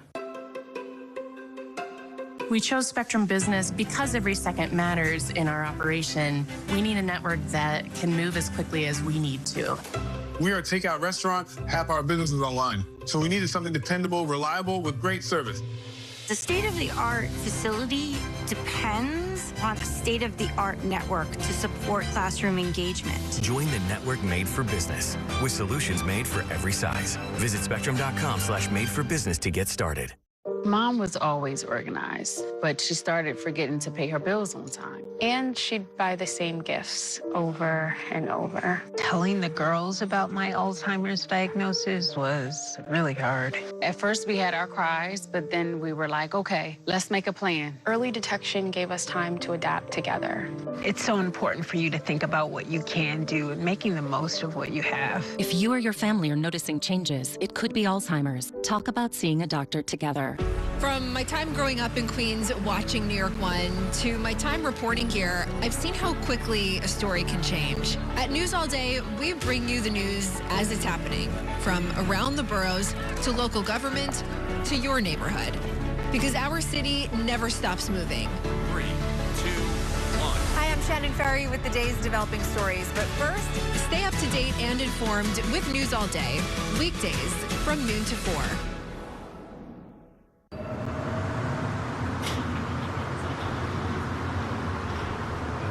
last stop on this train. Everyone, please leave the train.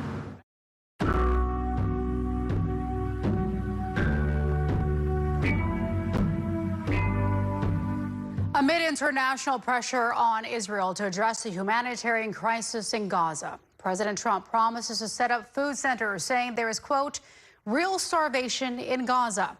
Breaking with Israeli Prime Minister Benjamin Netanyahu, who said over the weekend there was no widespread starvation. Evan Kozloff reports from Washington. I want to make sure they get the food, every ounce of food. President Donald Trump is pledging action on getting humanitarian aid to the Gaza Strip, saying that the U.S. will help to set up food centers.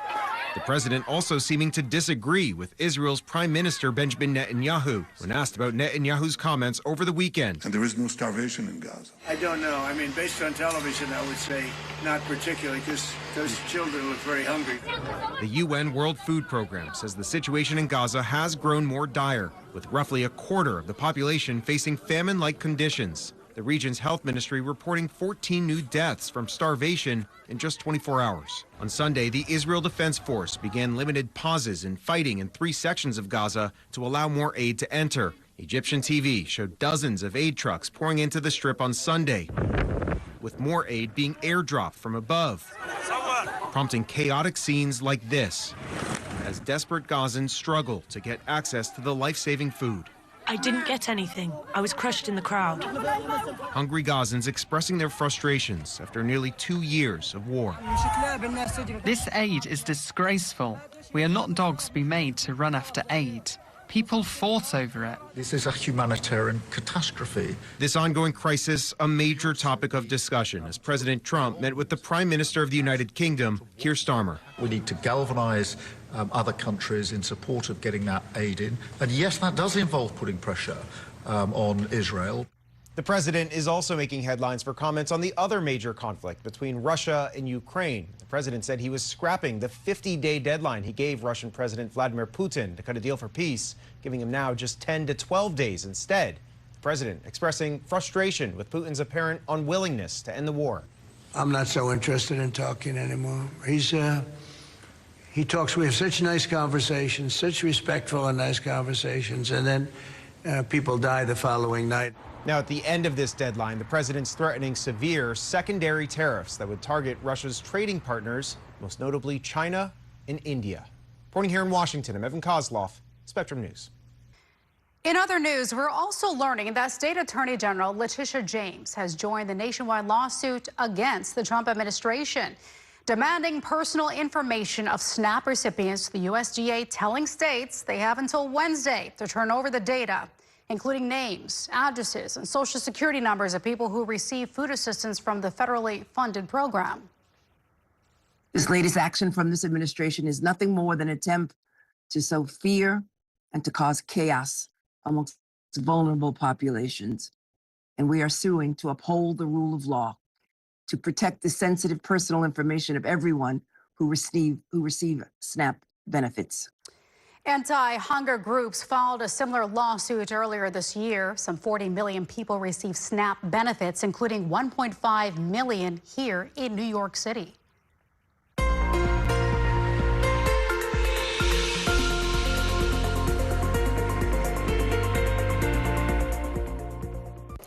Good evening. I hope you were able to stay cool from the heat for today because it gets even hotter as we look ahead to tomorrow. Our high temperatures today were 94 in Central Park, 95 in LaGuardia, 93 in JFK, and I think temperatures will be a few degrees hotter for tomorrow. Take a look at this. I'm forecasting 98 degrees. The record high for tomorrow is 99 degrees, and that was set back in 1949. So very close to potentially tying it or even breaking it as we look ahead to tomorrow, where a heat advisory will continue, we'll see our feels like temperatures at times as hot as 104 degrees.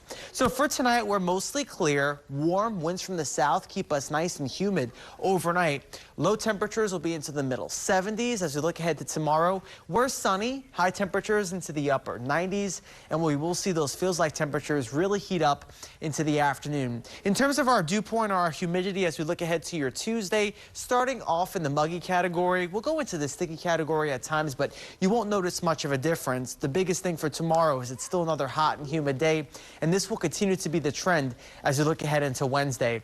Our feels like temperatures for your Tuesday starting out into the upper 80s by about 9 o'clock, and then for the second half of the day, temperatures will feel more like the 99-degree mark. For tomorrow, I'm pretty sure we're dry as we move throughout the day. Can't rule out a pop-up shower or two, but otherwise as we move into Wednesday, we'll start off dry as well. And then for the second half of the day, I'm tracking the chance for a weakening line of showers and thunderstorms. I still kept the rain chance out of the forecast as I think we are mainly dry for Wednesday during the day. That rain chance arrives at night. After that, we'll start to see our temperatures cool down, lower 80s by Thursday, lower 70s by Friday, and then we may have one of the best weekends we've had all summer with temperatures in the lower 80s and lower humidity. 7-day forecast, 95 by Wednesday, 80s by Thursday. In other news, formerly detained student activist Mahmoud Khalil joined inside City Hall Monday evening. The Columbia student is suing the Trump administration for holding him in multiple immigration detention centers across the country for his roles in pro-Palestinian protests at the Ivy League school. He was taken into custody by federal immigration authorities months ago in the lobby of his apartment building near campus. Having plainclothes agents coming, kidnapping me, without an arrest warrant, without anything, without showing me a cause or any of that. It felt like very much kidnapping, and I was shocked. While he was detained, Khalil missed the birth of his son.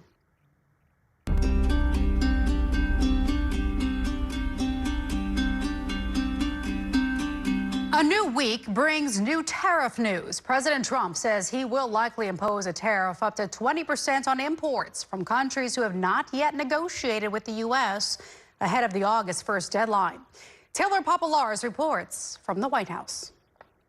While hitting the links in Scotland the last few days, President Donald Trump has also been talking trade. It brings us even closer together, I think. It's good for both parties. The president spoke warmly of the United Kingdom as he hosted Prime Minister Keir Starmer on Monday. The two men continue to hash out details of a trade agreement they announced in May.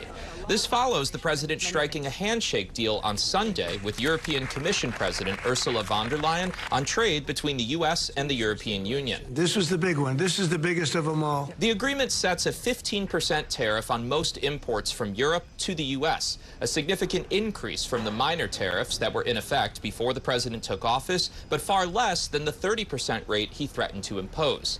It's the 7th trade agreement the Trump administration has claimed to make since the president triggered a global tariff conversation back in April. But the agreements fall short of the administration's initial goal of 90 deals in 90 days. And some economists say the 7 deals seem more like frameworks because the full details haven't been announced. It's standard for this White House simply because the president likes to make big announcements. But it's not standard in terms of, the history of trade deals. The president also made news Monday by announcing the tariff rate for countries that don't strike a framework by his deadline of this Friday. We're going to be setting a tariff for essentially the rest of the world.